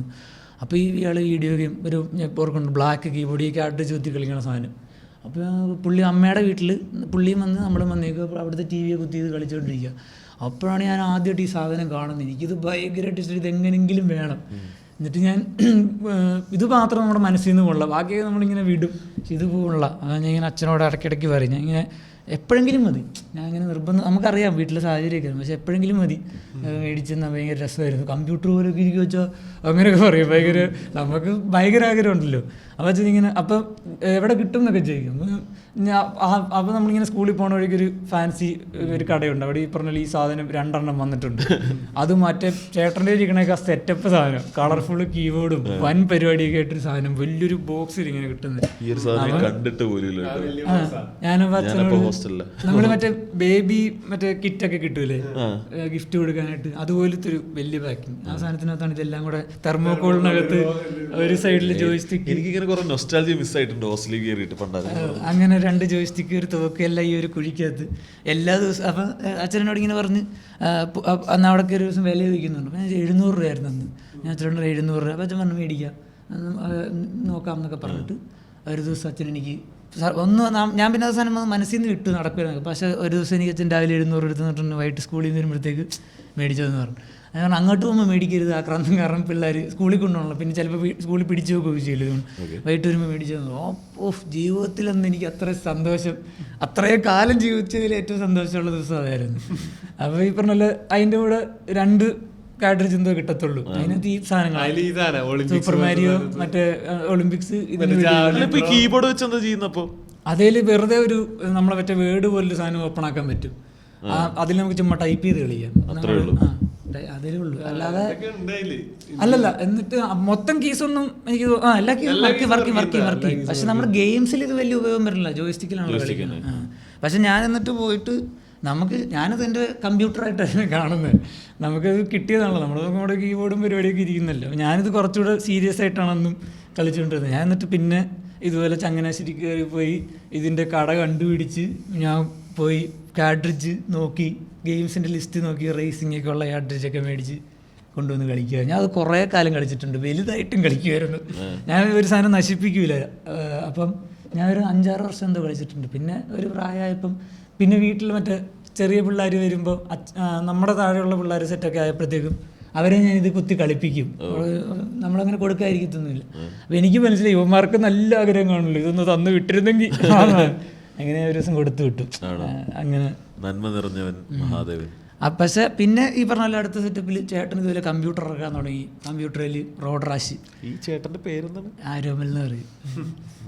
പുള്ളി റോഡ് റാഷ് കളിക്കും, ക്രിക്കറ്റ്. അപ്പം ഭയങ്കര നല്ല ഗ്രാഫിക്സ്. അന്ന് അത് ഭയങ്കര ടോപ്പ് ഗ്രാഫിക്സ്. നമ്മൾ ഈ ടി വിയിൽ മറ്റേ കുഞ്ഞു ഈ സാധനമില്ലേ, അതെ ഒന്നും ക്ലിയർ അല്ലല്ലോ. മറ്റേതിലെല്ലാം നല്ല അന്നത്തെ ഭയങ്കര നല്ല ഗ്രാഫിക്സ്, അതൊക്കെ കാണുമ്പോൾ നമുക്ക് അയ്യോ ഇതാണ് ലോകം, അല്ല ഇത് കാണും ശരിക്കും ഉള്ള പോലെ തോന്നുന്നു, അല്ല സിനിമ കാണുന്ന പോലെ തോന്നുന്നു എന്നൊക്കെ. അന്ന് സത്യം പറഞ്ഞാൽ എന്തല്ല റോഡ് റാഷ് മരം ഇങ്ങോട്ട് വരിക, ബൈക്ക് അവിടെ നിൽക്കുക ശരിക്കും. റോഡ് റാഷ് നല്ല രസമല്ലേ, കൈ കൊണ്ടടിക്കാൻ. ചെങ്ങലൊക്കെ ഞാൻ അപകടവശാൽ കണ്ടുപിടിച്ചത് ഈ സാധനം ഉണ്ട്. അല്ലല്ല, അത് ഏതോ ഒരു ക്യാരക്ടറിന്റെ കയ്യിലാണ് അതിലെപ്പോഴും ജയിക്കുന്ന ഒരുത്തൻ, മൈക്ക് എന്ന് പറഞ്ഞ ഒരുത്തനുണ്ട്, അത് എനിക്ക് ഓർമ്മയുണ്ട്, അത്രേ ഉള്ളൂ. അവനെ പിടിക്കാൻ ഭയങ്കര പാടായിരുന്നു. റോഡ് റാഷ് പറഞ്ഞ പോലെ റോഡ് റാഷും പരിപാടി കുറച്ച്, പിന്നെ കുറച്ച് ബോറടിച്ചു. മെയിൻ കമ്പ്യൂട്ടറിൽ കളിയാണ്, കൃഷി, പിന്നെ ആർമീനെ ഉണ്ടാക്കുക. നമ്മൾ തുടങ്ങുന്ന സമയത്ത് നമ്മുടെ 4 ആൾക്കാരും ഒരു ടൗൺ സെന്റർ ഉണ്ടാവുള്ളൂ. എന്നിട്ട് ഈ ടൗൺ സെന്ററിൽ ഞെക്കി കഴിഞ്ഞാൽ ആൾക്കാർ ഉണ്ടാക്കിക്കൊണ്ടിരിക്കാൻ പറ്റും. 4 ആൾക്കാരിൽ കൂടുതലായി കഴിഞ്ഞാൽ ഒരു വീട് ഉണ്ടാക്കണം, പിന്നെ ടൗൺഷിപ്പ്, നീ നിന്റെ ഒരു കൊച്ചു രാജ്യം വേറെ ആൾക്കാരെ നിനക്ക് അറ്റാക്ക് ചെയ്യാൻ. ഈ പറഞ്ഞ അപ്പൊ നമ്മൾ നടന്നു വരുമ്പോ സ്ഥലങ്ങൾ ഇങ്ങനെ തെളിഞ്ഞു വരും. എന്നിട്ട് അതിന്റെ നമ്മുടെ ഫുൾ ഒരു ജോഗ്രഫി കിട്ടും, നമ്മുടെ രാജ്യം ഇങ്ങനെയാ കിടക്കണേ. ക്ലാഷ് ഓഫ് ക്ലാൻസ് ഇങ്ങനെയാണോ? അതെനിക്കറിയില്ല. അത് കഴിഞ്ഞിട്ട് ഇവിടെ കടലുണ്ടാവും, ചുറ്റും ചിലപ്പോ കടലായിരിക്കും, പിന്നെ കുറെ കാലത്ത് സ്വർണ്ണം ഉണ്ടാവും, പാറ, ഇതൊക്കെ വെട്ടിയിട്ട് നമ്മൾ ഓരോന്ന് ഉണ്ടാക്കി കൊണ്ടുവരണം. നേവി ഉണ്ടാക്കണം, മിലിറ്ററി ഉണ്ടാക്കണം. അത് കഴിഞ്ഞിട്ട് മറ്റേ പ്രീസ്റ്റിനൊക്കെ ഉണ്ടാക്കും, കൺവെർട്ട് ചെയ്തെടുക്കാനൊക്കെ പറ്റും അപ്പുറത്തുള്ള ആൾക്കാരെ. അപ്പുറത്ത് കൊണ്ടിട്ട് യുദ്ധം ചെയ്യണം. ചിലപ്പോൾ അവരുടെ ഷിപ്പ് വന്ന് നമ്മളെ ഇടിച്ചു പൊളിച്ചുകൊണ്ടിരിക്കും. പിന്നെ ഒരു പോയിന്റിൽ നമുക്ക് കുറെ റിസോഴ്സസ് ആയി കഴിഞ്ഞാൽ 1000 സ്വർണം, 1000 ഇതും 1000 ഫുഡൊക്കെ ആയി കഴിഞ്ഞാൽ നമുക്ക് ഒരു വണ്ടർ ഉണ്ടാക്കാം. അതായത് പിരമിഡോ അല്ലെങ്കിൽ ഇങ്ങനത്തെ ഒരു സാധനം ഉണ്ടാക്കാം. ഇത് ഇത്രയും കൊല്ലം ഹോൾഡ് ചെയ്ത് വെച്ച് കഴിഞ്ഞാൽ നമ്മൾ ജയിക്കും ചിലപ്പോൾ. അല്ലെങ്കിൽ ഒന്നില്ലെങ്കിൽ എല്ലാ രാജ്യക്കാരെയും തോൽപ്പിച്ച് ഇത് കളിക്കണം. ഇത് ഞാൻ കളിക്കുന്നേക്കാൾ കൂടുതൽ ഞാൻ കഴിഞ്ഞ പ്രാവശ്യം വന്നൊരു ചേട്ടനുണ്ട്, ഷാജി ചേട്ടൻ തന്നെ. ആൾക്ക് ഭയങ്കര ക്രേസ്, നല്ല പ്രായമുണ്ട് ആള്. ആള് വീട്ടിൽ വന്നിരുന്നിട്ട് കളിക്കും. ഞങ്ങൾ കളിയിരുന്ന് കാണും, ചേട്ടാ ചേട്ടാ മറ്റേ ഞാൻ കളി കാണുന്നതിന്റെ രസമില്ല, ഭയങ്കര രസം. എന്നിട്ട് പ്ലാൻ ചേട്ടാ നമ്മള് ചേട്ടന് ഇത്ര പ്രായമുണ്ട്, ഞങ്ങളുടെ അടുത്ത് നിന്നിട്ട് മറ്റൊരു പിടക്കണായിരുന്നു. എനിക്കിത് പറയാൻ ഭയങ്കര എനിക്കിഷ്ടമാണ്. സ്കൂളിലായിരുന്നപ്പോ എന്റെ ഒരു ജസ്റ്റ് 1 year സീനിയർ ഉണ്ടായിരുന്നു. പുള്ളിക്ക് ഇതുപോലെ ആ ഗെയിം പറയുന്നതിലൊരു പാഷൻ ഉണ്ടായിരുന്നു. അപ്പൊ ഞങ്ങൾ എപ്പോഴും ഭക്ഷണം രാത്രി ഡിന്നർ കഴിഞ്ഞിരുന്നാല് എല്ലാവരും പിന്നെ റോൾ കോൾ പരിപാടിയുണ്ട്. പിള്ളേർ ആരും ചാടി പോയിട്ടില്ല എന്നൊക്കെ നമ്പർ എടുക്കുന്ന പരിപാടിയുണ്ട്. അപ്പൊ അതിന് വേണ്ടിയിട്ട് കുറച്ച് സമയം നമുക്ക് കിട്ടും, മോസ്റ്റ്ലി എല്ലാവരും തെളിച്ച് കയറ്റുന്നതിന് മുന്നേ. അപ്പൊ നമ്മളിരുന്ന് ഇതൊക്കെ സംസാരിക്കും. ഞാനിന്ന് ഇങ്ങനെ ഗെയിം കളിച്ചപ്പോഴേ ഇവനിങ്ങനെ ഇടിച്ചു, അപ്പൊ ഇവനിങ്ങനെ പോയി, അപ്പൊ ഇവൻ വീണ്. എന്നിട്ട് ഇത് ഞാൻ നരേറ്റ് ചെയ്യും, അതുപോലെ പുള്ളി നരേറ്റ് ചെയ്യും. പിന്നെ നമ്മൾ നരേറ്റ് ചെയ്യുമ്പോൾ നമുക്ക് കിട്ടുന്ന റിയാക്ഷൻ ഇത്ര രാജ്യത്തിനെതിരായിട്ട് കളിക്കാം.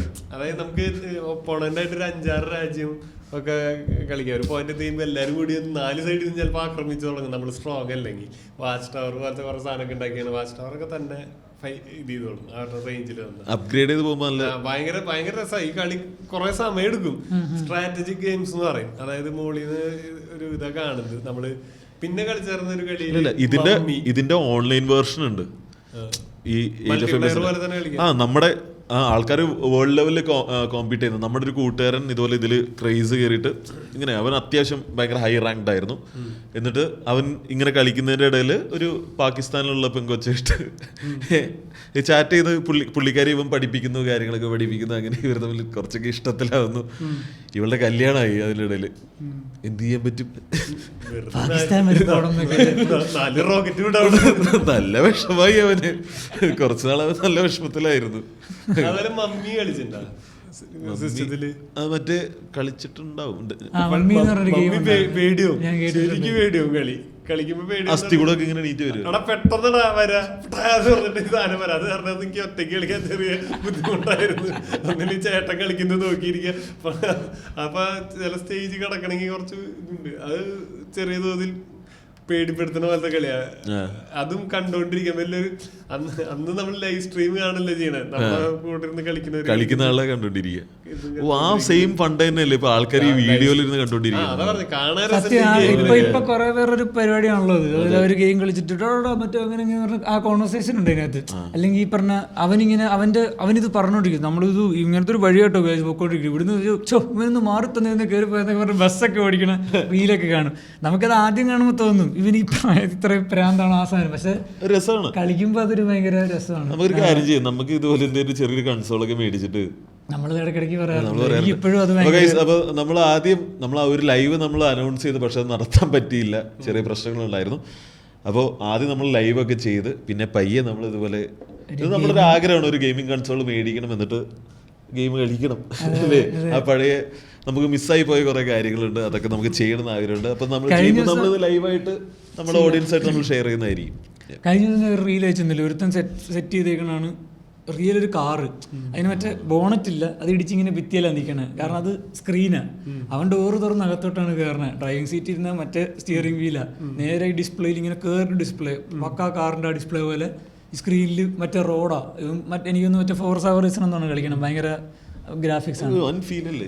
ഒറിജിനൽ കാർ ഓടിക്കുന്ന ഫീൽ. അവൻ വണ്ടിക്കകത്തോ ഇരിക്കുന്നത് ഗ്ലാസ് വിട്ടിട്ട് അത്ര സെറ്റപ്പ് ഒക്കെ ചെയ്ത് ഡൗൺ ട്രോഡൻസിന്റെ മുൻസില്ലേ, മുൻസ് ഇതുപോലെ സ്വന്തമായിട്ട് ഈ ഡ്രൈവിംഗ് റിഗ് പുള്ളി സ്വന്തമായിട്ട് ഉണ്ടാക്കുന്നുണ്ടായിരുന്നു. അതിന്റെ എന്തോ ഒരു ജേണിയൊക്കെ പുള്ളി ഇത്തിരി ഇൻസ്റ്റാഗ്രാമിൽ അവിടെ ഇവിടെയൊക്കെ ആയിട്ട് ഷെയർ ചെയ്യുന്നുണ്ടായിരുന്നു. പുറത്തുള്ള ആൾക്കാരോടൊക്കെ ഇങ്ങനെ പുള്ളി വീഡിയോ കോൺഫറൻസ് ചെയ്യുന്നു, അങ്ങനെ ഓരോ പാർട്ടായിട്ട് അസംബിൾ ചെയ്യുന്നു.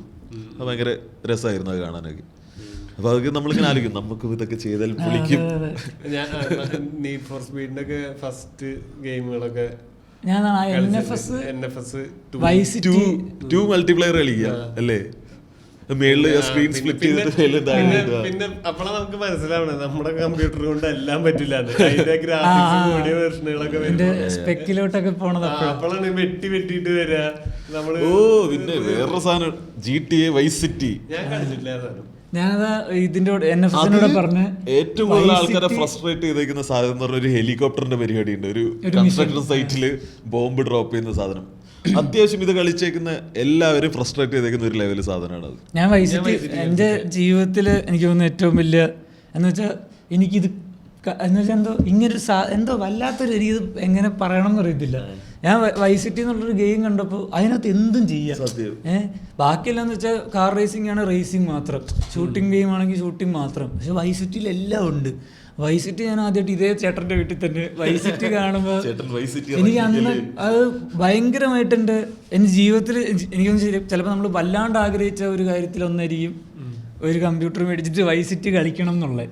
എനിക്കത് ആ പറഞ്ഞ പോലെ മറ്റേ 700 രൂപയുടെ വീഡിയോ ഗെയിം ഓക്കെയാണ്. പക്ഷെ അന്ന് കമ്പ്യൂട്ടർ എനിക്ക് തോന്നുന്നു മറ്റേ ഏറ്റവും ബേസ് സാധനത്തിനൊക്കെ 20 അസംബിൾ ചെയ്തൊക്കെ എടുത്താൽ 20, 22, 25 ആയിരുന്നു ആ സമയത്ത്. 25 ഞാൻ എടുക്കുന്നത്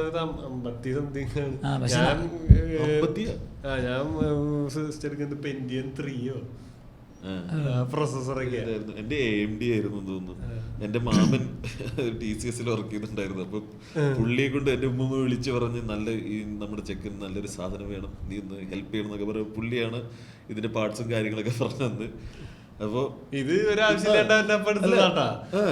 സിസ്റ്റം ഉണ്ടായിരുന്നു. അപ്പൊ നമ്മള് ഗെയിം കളിക്കുമ്പോ നമ്മൾ ആഗ്രഹിച്ച് കിട്ടിയതാണല്ലോ. അപ്പൊ നമ്മള് എനിക്കിത് കറക്റ്റ് ഓർമ്മയുണ്ട്. എൻ്റെ കൂട്ടുകാരനല്ലോ സ്കൂളിലുണ്ടായിരുന്ന കൂട്ടുകാരൻ, അവന്നിട്ട് ഇടയ്ക്ക് വരും. ഞാൻ കാര്യമായിട്ട് നമ്മൾ വീട്ടിൽ നിന്ന് സമ്മതിക്കുന്ന സമയത്താണ് നമ്മൾ കളിക്കുന്നത്. അപ്പോൾ ഇതിനിടയിലും കുറച്ചേരം ഈ കളി കാണും, ആവേശം.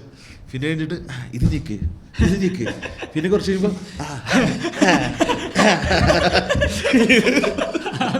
അയ്യോ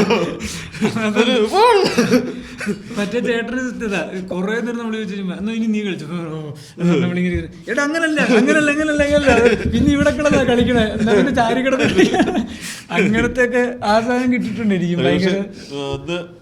ഞാൻ പിന്നെ അവരോട് ഒക്കെ ഇത്തിരി തർക്കൊക്കെ ചെയ്യുമ്പോ പിന്നെ ആലോചിക്കുമ്പോ അവന്റെ ഇല്ലല്ലോ സാധനം അതെന്റെ ചേട്ടനില്ലായിരുന്നു ചേട്ടാ. അതുകൊണ്ട് അല്ല എന്റെ ഭയങ്കര തീരാത്ത വിഷമായിരുന്നു ഈ സാധനം കളിക്കാൻ പറ്റുള്ളൂ എന്നുള്ളത്. അപ്പോൾ എനിക്ക് അറിയാൻ ഈ പുള്ളിയൊക്കെ നമ്മളെ ആഗ്രഹിപ്പിക്കുന്നു. പുള്ളി എന്ന് പറയുന്നത് ഇങ്ങനെ മൊത്തത്തിൽ ഇപ്പോൾ സാംസങ്ങിൻ്റെ ഇനി സാംസങ് അപ്പം കമ്പ്യൂട്ടർ ഇറക്കുന്നുണ്ട്. ഇപ്പോൾ ഏതെങ്കിലും ഒരു ബ്രാൻഡിൻ്റെ ഒരു സാധനം മേടിക്കുമ്പോഴാണ് ഇത്ര പൈസയാണ്. നമ്മൾ ഏറ്റവും ഇപ്പോൾ CPU ഒരെണ്ണത്തിൻ്റെ എടുക്കണം, മോണിറ്റർ പറഞ്ഞിട്ട് അങ്ങനെ എടുത്ത് അസംബിൾ ചെയ്താൽ വലിയ വിലയാത്തില്ല എന്നൊക്കെ പറഞ്ഞു. അപ്പോൾ നമുക്കൊരു വെറുതെ ഒരു പ്രതീക്ഷ കയറും, ഓഹോ ഇപ്പം ഇത്ര പൈസ നടക്കും. എന്നാലും അച്ഛനോട് പതുക്കെ പോയി പറഞ്ഞു നോക്കണോ. നമുക്കെന്നാലും അവിടെ അപ്പം നല്ല സാഹചര്യം മോശം. പക്ഷെ നമുക്കറിയാം വെറുതെ ഗെയിം കളിക്കാൻ വേണ്ടി ഇത് മേടിക്കാമെന്ന് പറയാൻ പറ്റില്ല. എന്നാലും ഞാൻ ഈ പറഞ്ഞ പോലെ ബാക്കിയെല്ലാം മനസ്സിലാക്കുമ്പോഴും എൻ്റെ ഉള്ളിൽ ഒരു കമ്പ്യൂട്ടർ മേടിച്ചാൽ കൊള്ളായിരുന്നു എന്നുള്ള സാധനമുണ്ട്. കാരണം ഈ പിള്ളേർ ഗെയിം കളിക്കുന്ന കാര്യങ്ങൾ പറയുമ്പോഴാണല്ലോ എല്ലാം ഭയങ്കരമായ അതിയായ ആഗ്രഹം. എനിക്ക് എന്നിട്ട് ഈ സാധനം ഡിഗ്രി കഴിയണവരെ മേടിക്കാൻ പറ്റിയിട്ടില്ല. എന്നിട്ട് ഞാൻ MSc പോകുമ്പോൾ ഞാൻ പഠിച്ച ജിയോ ഇൻഫോർമാറ്റിക്സ് ആയതുകൊണ്ട് അതിൽ ലാപ്പ് മസ്റ്റാണ്. അപ്പോൾ അതിന് നല്ല സ്പെക്കുള്ള ലാപ്പ് വേണം. ഞാനും മിനിമം i5 വേണം. 60 GB റാം എന്ത് വേണം, നല്ല സ്പെക്ക് വേണം. നമ്മൾ ArcGIS എന്ന് പറഞ്ഞ സോഫ്റ്റ്വെയർ വർക്ക് ചെയ്യണം, അപ്പോൾ അതിന് അത്രയും പരിപാടി വേണം. അപ്പം അത് പഠിത്തത്തിൻ്റെ ആവശ്യമായതുകൊണ്ട് തന്നെ നല്ലൊരു വില കൊടുത്ത് നല്ലൊരു ലാപ്ടോപ്പ് മേടിച്ചു. അപ്പോൾ ഞാൻ എൻ്റെ മെയിൻ പരിപാടി ഇത് ഞാൻ ArcGIS ആണ് നമുക്ക് പഠിക്കേണ്ടതാണ്. ഞാൻ ArcGIS ഇൻസ്റ്റാൾ ചെയ്യുന്നതിന് മുന്നേ ആദ്യം ഇൻസ്റ്റാൾ ചെയ്തത് GTA 5 ആണ്. അതായത് വൈസ് സിറ്റി ഫസ്റ്റ് ഗെയിം. അത് കഴിഞ്ഞിട്ട് ഇറങ്ങിയ ഏറ്റവും ലേറ്റസ്റ്റ് വെർഷനാണ് GTA 5. ഇപ്പം GTA 6 എന്തോ ലോഞ്ച് ചെയ്യോ ഇറങ്ങാറായിട്ടോ എന്തോ ഇറങ്ങിയിട്ടില്ലല്ലോ. ഇപ്പോൾ അതൊരു മീം ടെംപ്ലേറ്റ് ആണ്. വി ഗോട്ട് ഇത് ബിഫോർ GTA 6 എന്നും പറഞ്ഞിട്ട് അത് മീമാണ്. ഇപ്പോൾ GTA 6 എന്തോ പരിപാടികൾ നടക്കണുണ്ട്, ഇറക്കാനാകുമ്പോൾ ഭയങ്കര കുറേ നാളായിട്ട് ഉണ്ട്. കാരണം അത്രയും കിടിലൻ സെറ്റപ്പിലാണ്. GTA 5 തന്നെ എല്ലാം തികഞ്ഞൊരു സാധനമാണ്. അപ്പോൾ GTA 6 എന്തായിരിക്കും, GTA 6 എൻ്റെ ഇതിൽ കളിക്കാൻ പറ്റുമെന്ന് എനിക്കറിയത്തില്ല. പക്ഷേ ഞാൻ GTA 5 ഇൻസ്റ്റാൾ ചെയ്ത് ശരിക്കും എനിക്ക് എത്രത്തോളം അതിനകത്ത് ആഗ്രഹം ഉണ്ടെന്നുള്ളത് എനിക്ക് മനസ്സിലായത്. ഞാൻ ആ സാധനം എന്നും കളിക്കുമായിരുന്നു, എന്നും. കാരണം എനിക്ക് അത്രയും കൊല്ലത്തിൻ്റെ ആഗ്രഹമാണ് ഈ സാധനം കളിക്കുക എന്നുള്ളത്. കാരണം അതിനകത്ത് ഈ പറഞ്ഞ നമുക്ക് ഇഷ്ടമുള്ള കാർ എടുക്കാം. മറ്റേ മാപ്പൊന്നും അങ്ങനെ മറ്റിടത്ത് പോയി ഒരിടത്ത് പോയി ഇടിച്ച് നിൽക്കുമല്ലോ, റോഡ് തീരുന്നിടത്തൊക്കെ മറ്റെന്തെങ്കിലും. പക്ഷേ ഇത് അങ്ങനെ ഒന്നുമില്ല. എല്ലായിടത്തും ചെല്ലാം, എയർപോർട്ടിൽ ചെല്ലണോ, പ്ലെയിൻ എടുക്കണോ, ഹെലികോപ്റ്റർ എടുക്കണോ, കപ്പലേ കയറണോ, കടലിൽ നീന്തണോ, കടലിലൊക്കെ ബോട്ടേലൊക്കെ ഓടിച്ച് നമ്മളിങ്ങനെ കടലിൽ എൻ്റെ ഇന്ന് കണ്ടുപിടിക്കുക, ഇങ്ങനെ ഞെക്കി പിടിച്ചിട്ടൊക്കെ ഇരിക്കും. ചുമ്മാ എല്ലാ പരീക്ഷ എന്തും ചെയ്യാം, വേറൊരു വേൾഡ് അവിടെ. അപ്പോൾ കുറേ നേരം ബോട്ട് ഓടും, അവന്മാരായിരിക്കും നമ്മളും എടുക്കും. നമ്മളിതിങ്ങനെ ഞെക്കി വെച്ചിട്ട് ഇരിക്കും. അവസാനം ഇതിൻ്റെ അതൊക്കെ നമ്മൾ കണ്ടുപിടിക്കും എന്താണെന്നുള്ളത്. അതിൻ്റെ എൻഡിൽ ലാസ്റ്റ് ബോട്ടിൽ ചെന്ന് കഴിഞ്ഞാൽ ബോട്ടിൻ്റെ മോട്ടർ കംപ്ലൈൻ്റ് ആവും. എന്നിട്ട് അടിച്ചടിച്ച് നിൽക്കും. എന്നിട്ട് ബോട്ട് മൂവ് ചെയ്യാതാവും നടുക്കടലിൽ. അപ്പോൾ നമ്മൾ ഇത്രയും ദൂരം മുന്നോട്ട്, അപ്പോൾ നമുക്കൊന്നും ചെയ്യാൻ പറ്റില്ല. അപ്പോൾ നമുക്ക് ബോട്ടിൽ നിന്ന് ചാടാതെ നമുക്ക് മറ്റേ ഇതും ഉപയോഗിക്കാൻ പറ്റില്ല, ചീറ്റ് കോഡും യൂസ് ചെയ്യാൻ പറ്റില്ല. വെള്ളത്തിന് അവിടെ വെച്ചൊന്നും ചെയ്യാൻ പറ്റില്ല, കപ്പലൊന്നും കിട്ടില്ല. ചീറ്റ് കോഡിൽ കാറ് മാത്രമല്ല, കാറ് ഹെലികോപ്റ്ററൊക്കെ എടുക്കാം. പക്ഷെ ഇത് വേറൊന്നും ലോഞ്ച് ചെയ്യാൻ പറ്റില്ല. അപ്പം കടലിൽ നടുക്കടലൊന്നുമില്ല, മോട്ടർ ഇതായി. അപ്പം നമ്മൾ ഇനിയൊന്നും ചെയ്യല്ല, വെള്ളത്തിൽ ചാടാന്നേ ഉള്ളൂ. അല്ലെങ്കിൽ മൂവ് ചെയ്യാനും പറ്റില്ല. വെള്ളത്തിൽ ചാടുമ്പോഴത്തേക്ക് നമ്മൾ കുറച്ച് നേരം നീന്തുന്നതനുസരിച്ച് നമ്മുടെ എനർജി ലെവൽ കുറഞ്ഞുകൊണ്ടിരിക്കും. നമ്മൾ ടയേർഡായി താഴോട്ട് വിട്ട് നമ്മളിങ്ങനെ മുങ്ങി ഒരു ഷാർക്ക് വിടുന്ന ഒറ്റ കടിയടിച്ച് മുറിച്ച് നമ്മളെ തിന്നും. അതുവരെ അവന്മാരതിന് ഇത് പ്ലാൻ ചെയ്തിട്ടുണ്ട്. അപ്പോൾ അത്രയും കിടിലൻ സാധനമാണ്. എവിടെ GTA 6 VR-ലൊക്കെ വന്നാൽ ഭയങ്കര ഫീൽ ആയിരിക്കും അല്ലേ. എന്നിട്ട് ഇതിൽ ഇങ്ങനത്തെ ഭയങ്കര പരിപാടികളുള്ളതുകൊണ്ട് തന്നെ ഈ പറഞ്ഞ എൻ്റെ ഇത്രയും കൊല്ലത്തെ ആഗ്രഹം, ഞാൻ ആ പ്രായത്തിൽ ചിലപ്പോൾ ആൾക്കാർ വരെ വീട്ടുകാരാണെങ്കിലും കാണുമ്പോൾ എൻ്റെ രാത്രിയിലൊക്കെ അമ്മയൊക്കെ വഴക്ക് പറയായിരുന്നു. ഞാൻ രാത്രി ഇരുട്ടത്തിരുന്ന് ഇങ്ങനെ ഫുൾ ടൈം ഇങ്ങനെ കഴിച്ചൊക്കെ കഴിഞ്ഞ് കഴിഞ്ഞാൽ എൻ്റെ മെയിൻ പണി അത് വെളുപ്പിന് 3 മണി 4 മണി വരെ ഇങ്ങനെ. അത് ഭയങ്കര ഇൻട്രസ്റ്റിംഗ്. അതായത് നമ്മുടെ സാധാരണ ഒരു ഗെയിമിനകത്ത് ഒരു മിഷൻ ആയിരിക്കും. അതായത് ഈ ഒരു ലെവൽ 9 കഴിഞ്ഞാൽ ലെവൽ 10 അങ്ങനെയൊക്കെയാണല്ലോ ബേസിക് പരിപാടി. ഇത് അങ്ങനല്ല. നമ്മളൊരു ക്യാരക്ടറാണ്, നമുക്കവിടെ ഒരു ജീവിതമുണ്ട്, നമ്മുടെ സ്റ്റോറി ലൈൻ പറഞ്ഞിട്ടുണ്ട്, നമുക്കറിയാം നമ്മൾ ആരാണ് എന്താണ്. അപ്പം നമ്മൾ അവിടെ പോയി പരിചയപ്പെടുന്ന കുറച്ച് 3-4 പേരുണ്ട്. GTA 5 തീം അങ്ങനെ ഒരു 3 മെയിൻ ക്യാരക്ടേഴ്സ് ഉണ്ട്. നമ്മൾ ആണ് 3 കളിക്കണം, സ്വിച്ച് ചെയ്യാം.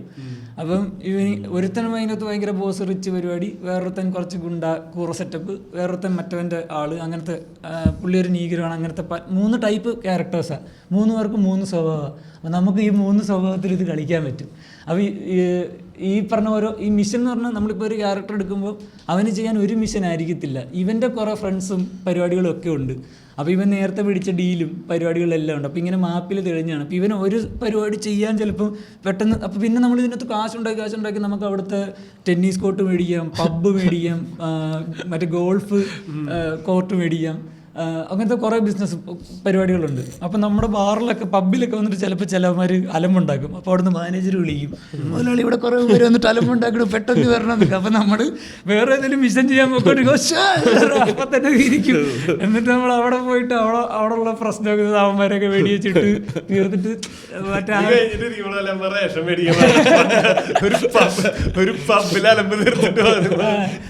അത് പിന്നെ ഇതുപോലെ ഇടയ്ക്ക് മറ്റേ നമ്മുടെ ഡ്രൈവർ അവൈലബിൾ അല്ല, നമുക്ക് ഗൂസ് ഡെലിവറി ചെയ്യണമില്ല, നമ്മൾ ഭയങ്കര പ്രശ്നമാണ്. നമ്മൾ അവിടെ പോയി നമ്മുടെ വണ്ടിയിട്ട് നമ്മൾ കണ്ടെയ്നർ എടുത്തുകൊണ്ട് ഓടിച്ച് അവിടെ കൊണ്ട് ഡെലിവറി ചെയ്യണം. അങ്ങനെ കുറേ ഭയങ്കര ഇൻട്രസ്റ്റിംഗ് ടാസ്കുകൾ തന്നുകൊണ്ടിരിക്കും. ലാസ്റ്റ് ഈ സാധനം ഞാനിതിങ്ങനെ സ്ഥിരം കളിച്ച് ഞാൻ ഒരു 70% എത്തിയപ്പോഴാണ് ഞാൻ മറ്റേ ബമ്പർ ചീരിലൊക്കെ സ്റ്റാൻഡപ്പൊക്കെ ചെയ്യാൻ തുടങ്ങണത്.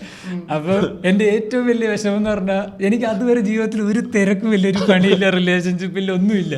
ഞാൻ ഇതിനകത്താണ് കംപ്ലീറ്റ്ലി. ഞാൻ ബമ്പർചേരി കയറി തുടങ്ങി ജീവിതത്തിൽ തിരക്കാവാൻ തുടങ്ങിയപ്പോൾ എൻ്റെ സൈഡിൽ ഏറ്റവും വലിയ ടെൻഷൻ എനിക്ക് ഇനി ഗെയിം കളിക്കാൻ പറ്റില്ല എന്നുള്ളതായിരുന്നു. അപ്പോൾ ഞാനൊരു ദിവസം അത്യാവശ്യം ബമ്പറൊക്കെ അടിച്ച് ഇങ്ങനെ നിൽക്കണ സമയത്ത് ഞാൻ ഒരു ദിവസം പ്ലാൻ ചെയ്തിട്ട് ഞാൻ ഇങ്ങനെ വിചാരിച്ചു ഇതിനായിട്ട് കുറച്ച് സമയം നമ്മൾ മാറ്റി വെക്കണം എന്നുള്ളത് കൊണ്ട് ഞാൻ ഒരു പരിപാടി എടുക്കാതെ ഒരു എന്റെ സിറ്റി എന്നെ കാത്തിരിക്കുകയാണ്. അതെ, അവിടെ ഒരുപാട് പ്രശ്നങ്ങളുണ്ട്, ഞാൻ എത്തണം. അപ്പം അങ്ങനെ 1-2 ആഴ്ച ഞാൻ വേറെ ഒന്നും ചെയ്യാതെ ഫുൾ ബ്രേക്ക് എടുത്തിട്ട് 70% ഗെയിം പ്രോഗ്രസ് 70% അത് GTA 5 ഞാൻ കളിച്ച് തീർത്തിട്ടുണ്ട്. അതെനിക്ക് ഭയങ്കര, കാരണം നമ്മൾ അത്രയും കാലം കൊണ്ട് കിടന്ന സ്വപ്നമാണ്. എനിക്ക് ഗെയിമുകളൊന്നും അത്ര വല്ലാത്ത ഭ്രാന്ത് ഉണ്ടായിരുന്നില്ല. GTA 5 ഈ 3 ക്യാരക്ടേഴ്സ് കൂടെ ലാസ്റ്റ് ഒരുമിച്ചൊക്കെയാണ് ഈ മിഷൻ ചെയ്യണം. അപ്പം മെയിൻ അപ്പം നമ്മൾ 3 പേരോട് ഒരു സാധനം ചെല്ലുമായിരിക്കും. ഇപ്പോൾ അവിടെ അറ്റാക്ക് ഉണ്ട്. അപ്പോൾ നമ്മളിപ്പം ഒരു ക്യാരക്ടറിലായിരിക്കുമ്പോൾ നമ്മളിപ്പോൾ വെടി വെച്ചോണ്ടിരിക്കുമ്പോൾ മെയിൻ ഓപ്ഷൻ വരും, വേണേ സ്വിച്ച് ചെയ്യാം, അല്ലെ ഈ ക്യാരക്ടർ. അപ്പോൾ അവർ ഓൾറെഡി അവരിവിടെ വെടി വെച്ചോണ്ടിരിക്കുക. അപ്പൊ കമ്പ്യൂട്ടർ കളിക്കും നമുക്ക് വേണ്ടി, നമുക്ക് ഏതെങ്കിലും ഒരു ക്യാരക്ടർ കളിച്ചോണ്ടിരിക്കുക. ഞാൻ വൈസ് സിറ്റി കഴിഞ്ഞിട്ട് പിന്നെ സാൻ ആൻഡ്രിയാസ് കുറച്ച് കളിച്ചു. പിന്നെ ഇപ്പുറത്തോട്ട് ഞാൻ പോയിട്ടില്ല. ഈ പറഞ്ഞ പോലെ ഗ്രാഫിക്സ് കാർഡൊക്കെ ഇഷ്യൂസ് ഒക്കെ ഉണ്ട്. ഞാൻ എന്നിട്ട് 5 കളിച്ച് തീർത്തിട്ട് ഈ അടുത്ത കാലത്ത് 5 കളിച്ച് തീർത്ത് കഴിഞ്ഞ് ഞാൻ ഈയിടെ GTA 4 ഇൻസ്റ്റാൾ ചെയ്ത് ഇപ്പോൾ 4 കളിച്ചോണ്ടിരിക്കുന്നുണ്ട്. പക്ഷേ 5 കളിച്ചുകൊണ്ട് 4 അത്ര ഗ്രാഫിക്സും പരിപാടിയും അത്ര ഡ്രസ്സില്ല. പക്ഷെ എന്നാലും ഇപ്പോഴും കളിക്കും. ഞാൻ കഴിഞ്ഞ ദിവസം വീട്ടിൽ പോയി എപ്പോഴും രാത്രി ഇരുന്ന് കളിച്ചായിരുന്നു. 6 വന്നാൽ നമുക്ക് മേടിക്കാം. 6 വന്നാൽ മേടിക്കാം. അങ്ങനെ എനിക്ക് ഇപ്പൊ സമയം ഒരു 12:55. അപ്പോൾ ആദ്യം നമുക്ക് അഖിലിനൊരു കൈയടി കൊടുക്കാം. അഖിലിനെ എഴുന്നേപ്പിച്ചിട്ട് കൈയടി കൊടുക്കും. അഖിലെ ഫേസ് ഒന്ന് കാണിക്കോ ക്യാമറയില്? ഇവിടെ വാ, എന്നാ അങ്ങനെ വാ, ഇങ്ങനെ പോരെ, ഇങ്ങനെ പോരെ, ഇവിടെ വാ. അഖിലിന് നാണമാകുന്നു. അപ്പോൾ ഗൈസ്, ഇന്നത്തെ എപ്പിസോഡിന്റെ ഔട്ട് എങ്ങനെ ഉണ്ടാവുന്ന ഒരു ഐഡിയ ഇല്ല. കാരണം 2 ക്യാമറയും ഒരു സൈഡിലിരുന്ന് ഹാൻഡിൽ ചെയ്യുന്നത് നമ്മുടെ അഖിലാണ്. അതുകൊണ്ടല്ല നമ്മൾക്ക് നമ്മൾ ഉറക്കം തൂങ്ങിയിട്ടിരിക്കണേന്ന് എനിക്ക് ചെറിയൊരു ഡൗട്ട് ഉണ്ട്. അഖിലും അല്ല, അതായത് ഇതിന്റെ കൃത്യം അവസ്ഥ എന്ന് വെച്ച് കഴിഞ്ഞാൽ സംസാരിക്കാതിരിക്കുമ്പോൾ ഭയങ്കരമായിട്ട് ഉറക്കം വല്ലാണ്ട് വരുന്നുണ്ട്. അപ്പോൾ അതുകൊണ്ട് തന്നെ നമ്മൾ എന്തെങ്കിലും ഇടിച്ചു കയറി സംസാരിക്കേണ്ടി വരുന്നുണ്ട്. അപ്പോൾ പറയുന്നതിന് വലിയ കണക്ഷനും പരിപാടി ഒന്നും കിട്ടണില്ല. എനിക്കും സംസാരിക്കാൻ മനസ്സിലാവുന്നുണ്ട്, നിങ്ങൾക്ക് മടുപ്പടിക്കണേ. നിങ്ങളുടെ സംസാരിക്കുമ്പോൾ എനിക്കും ആ ഒരു സാധനം സംസാരിക്കുമ്പോൾ മടുക്കുന്നുണ്ട്. ആദ്യമായിട്ട് അപ്പം മനസ്സിലാക്കണം എത്രത്തോളം AC-ലിട്ട് ഇരുന്നിട്ട് മിണ്ടാണ്ടിരിക്കുമ്പോ നല്ല ഉറക്കം വരുന്നുണ്ട്. അപ്പോൾ ഗൈസ്, ഇതൊരു തട്ടിക്കൂട്ട് എപ്പിസോഡായിട്ട് കണക്കാക്കണ്ട, നല്ലൊരു എപ്പിസോഡായിരുന്നു. നമുക്ക് നല്ലൊരു എപ്പിസോഡുമായി അനീസക്കയോട് കൂടി അടുത്ത എപ്പിസോഡിൽ കാണാം. ദീപകിനെ ദീപകിന് ഈ എപ്പിസോഡിന് ഉണ്ടാവായിരുന്നതായിരുന്നു. ബസിന്റെ ടൈമിംഗ് 9:15 വരെ നമ്മുടെ 10 മണി വരെ 9 വരെ. കാരണം നമ്മുടെ പ്രൊഡക്ഷൻ ടീമിനായാലും അഖിലിനായാലും ഇന്ന് വേറൊരു മേജർ വർക്ക് ഉണ്ടായിരുന്നു. അപ്പോൾ എത്താൻ പറ്റിയില്ല. അപ്പോൾ നമുക്ക് ദീപകിനെ വണ്ടി കയറ്റി വിടേണ്ടി വന്നു.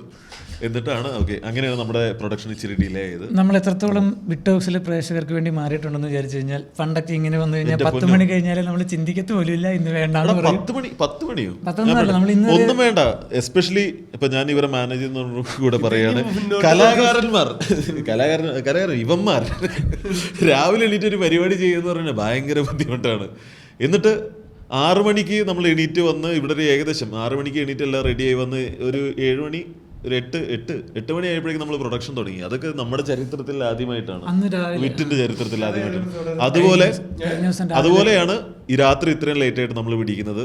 ഇതെന്ന് പറഞ്ഞു കഴിഞ്ഞാൽ ഒരു കമ്മിറ്റ്മെന്റ്. എപ്പിസോഡിൽ ആദ്യത്തെയും അവസാനത്തെയും ഞാനില്ല നട്ടപ്പാതിരക്ക് ഇരുന്ന എപ്പിസോഡ് ചെയ്യാൻ. അപ്പോൾ ആ നോട്ടിൽ, ആ ഒരു പോസിറ്റീവ് നോട്ടിൽ നമുക്ക് ഇന്നത്തെ എപ്പിസോഡ് അവസാനിപ്പിക്കാം. നല്ലൊരു എപ്പിസോഡുമായി വീണ്ടും. നിങ്ങൾ ഇതുവരെ കണ്ടിട്ടുണ്ടെങ്കിൽ thank you for listening. Bye bye.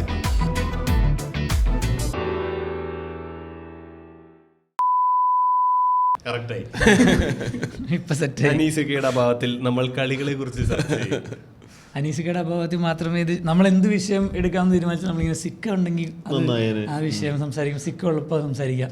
നമ്മളൊരു കമന്റിൽ ആരുണ്ട് മറ്റേ പ്രണയം, ബന്ധങ്ങൾ, ബ്രേക്കപ്പ് പറ്റി സംസാരിക്കണമെന്ന് കമന്റ് ഇട്ടു. നമ്മളത് ഓൾറെഡി ഡിസ്കസ് ചെയ്തിട്ടിരുന്നാണ് ചെയ്യാമെന്നുള്ളത്. പക്ഷേ ഇപ്പം നമുക്കത് ചെയ്യാമെന്നുള്ള സാധനം പ്ലാൻ ചെയ്തപ്പോഴും നമുക്ക് സിക്ക ഇല്ലാതെ പറ്റില്ല. സിക്ക എന്തുകൊണ്ട് ഇല്ല ഈ എപ്പിസോഡുകളിൽ എന്നുള്ളത് സിക്ക തന്നെ വന്നിട്ട് എക്സ്പ്ലെയിൻ ചെയ്യുന്നതായിരിക്കും. അത് നിങ്ങൾക്ക് വളരെ ഒരു ഐ ഓപ്പണിംഗ് എപ്പിസോഡായിരിക്കും. നമ്മൾ IPL തന്നെ IPL അല്ലെ ക്രിക്കറ്റ് റിലേറ്റഡ് എപ്പിസോഡ് ഇറക്കിക്കൊണ്ട് തന്നെ ആൾക്കാർ പുറത്ത് അടുത്ത ഷൂട്ട് ചെയ്യുമ്പോൾ നിങ്ങൾ എമ്പുരാനായിരിക്കും സംസാരിക്കണം എന്നുള്ളത്. എമ്പുരാനെ പറ്റി പൃഥ്വിരാജിനൊക്കെ കൂടുതൽ അറിയാവുന്ന സിക്ക നമ്മുടെ ഇവിടെ ഇല്ലാത്തതുകൊണ്ട് നമുക്ക് അതും പറ്റത്തില്ല. ശരിക്കും പറഞ്ഞാൽ സിക്ക എമ്പുരാന്റെ പ്രൊമോഷന് പോയിക്കാം. ഇത് പറ ലാലേട്ടന്റെ മറ്റേ കേസ് പറ രാജു. രാജുവേട്ടൻ, സോറി രാജുവേട്ടൻ എന്ന് വിളിക്കാറുള്ളൂ. സിക്ക വിളിക്കുന്ന കേട്ട് കഴിഞ്ഞാൽ സിക്ക ഇവരുടെ ക്യാരമലിരുന്ന് ഇവിടെ വന്നിരിക്കണ പോലെ അല്ലേ? ഒന്നും പറയാൻ പറ്റില്ല. സിക്ക നമ്മുടെ അടുത്ത് ഇടയ്ക്കിടയ്ക്ക് മുങ്ങാറുണ്ടാവും, പക്ഷെ എങ്ങോട്ടാ പോകുന്നതെന്ന് ആർക്കും അറിയില്ല. രാജുവേട്ടൻ്റെ അടുത്തേക്കൊന്നുമല്ല. എനിക്ക് ഈ പ്രശ്നം ഉണ്ടായിരുന്നു കേട്ടോ. മറ്റേ ആദ്യമൊക്കെ നമ്മൾ ഇന്റർവ്യൂ ഒക്കെ കൊടുക്കുമ്പോഴൊക്കെ സംസാരിക്കുമ്പോൾ എവിടെങ്കിലുമൊക്കെ ഈ പറഞ്ഞ പോലെ ഫിലിം സ്റ്റാർസിന്റെ പേര് കയറി വരുമല്ലോ. നമ്മൾ കൊച്ചിലോട്ട് ഇന്റർവ്യൂസിൽ കാണുമ്പോഴത്തേക്കും ഈ പറഞ്ഞ പോലെ ആൾക്കാർ അഭിസംബോധന ചെയ്യുന്ന ഇതുപോലെ ലാലേട്ടൻ ഏട്ടന്മാരാണ്, അങ്ങനെയൊക്കെയാണ്. ചെറുതിലേ പറഞ്ഞിരുന്ന മോഹൻലാലിന്. അതാ ഞാൻ പക്ഷെ അത് ആ ഒരു കൾച്ചർ പിന്നീടാണ് വന്നത്, ഈ ഏട്ടൻ കൾച്ചർ വന്നത് അല്ലേ? കുറെ കഴിഞ്ഞിട്ട് ആ പൊസിഷനിൽ എത്തിയത്. അല്ല പക്ഷെ പിന്നെ രാജുവേട്ടനായി, ദിലീപ് ഏട്ടനായി, മുമ്പ് മമ്മൂക്കയും ലാലേട്ടനും മാത്രമുള്ള സമയം ഉണ്ടായിരുന്നു അല്ലേ? പിന്നെ എല്ലാവർക്കും ആ ഒരു സാധനം അതങ്ങനെ കൊടുത്തു കൊടുത്തല്ലേ ടൊവിയെ ഇച്ഛായ എന്നൊക്കെ വിളിക്കാൻ. അല്ല ഞാൻ പറഞ്ഞ ഈ പറഞ്ഞ സംസാരിക്കുമ്പോൾ നമ്മളിങ്ങനെ വിചാരിക്കും, പറയുമ്പോൾ നമ്മളിങ്ങനെ പറയും, ഇപ്പം മോഹൻലാൽ എന്നിങ്ങനെ പറയും, ആൾക്കാർ കേൾക്കുമ്പോൾ മോശമല്ലേ ലാലേട്ടൻ എന്ന് പറയാം. അപ്പം നമ്മൾ തന്നെ വിചാരിക്കും എനിക്കതിന് മാത്രമുള്ള ബന്ധമൊന്നും ഇല്ല പുള്ളിയായിട്ട്. നമുക്കത് ശരിക്കും അങ്ങനെ വിളിക്കുമ്പോഴല്ലേ നമുക്കൊരു ബുദ്ധിമുട്ട് ഫീൽ ചെയ്യുന്നത്. വെട്ടിയാറിന്റെ ഒരു റീലില് കണ്ടിരുന്നല്ലോ, അതായത് സിനിമ സെറ്റില് രാജുവേട്ടന്റെ പടത്തിൽ ഞങ്ങള് സിനിമ സെറ്റിലുള്ളവർ ഇങ്ങനെയാ വിളിക്കാന്നൊക്കെ പറഞ്ഞിട്ട് എനിക്ക് വർക്കായില്ല എന്നേ പറയാൻ പാടുള്ളൂ. ആ ഒരു സാധനം ഉണ്ടല്ലോ.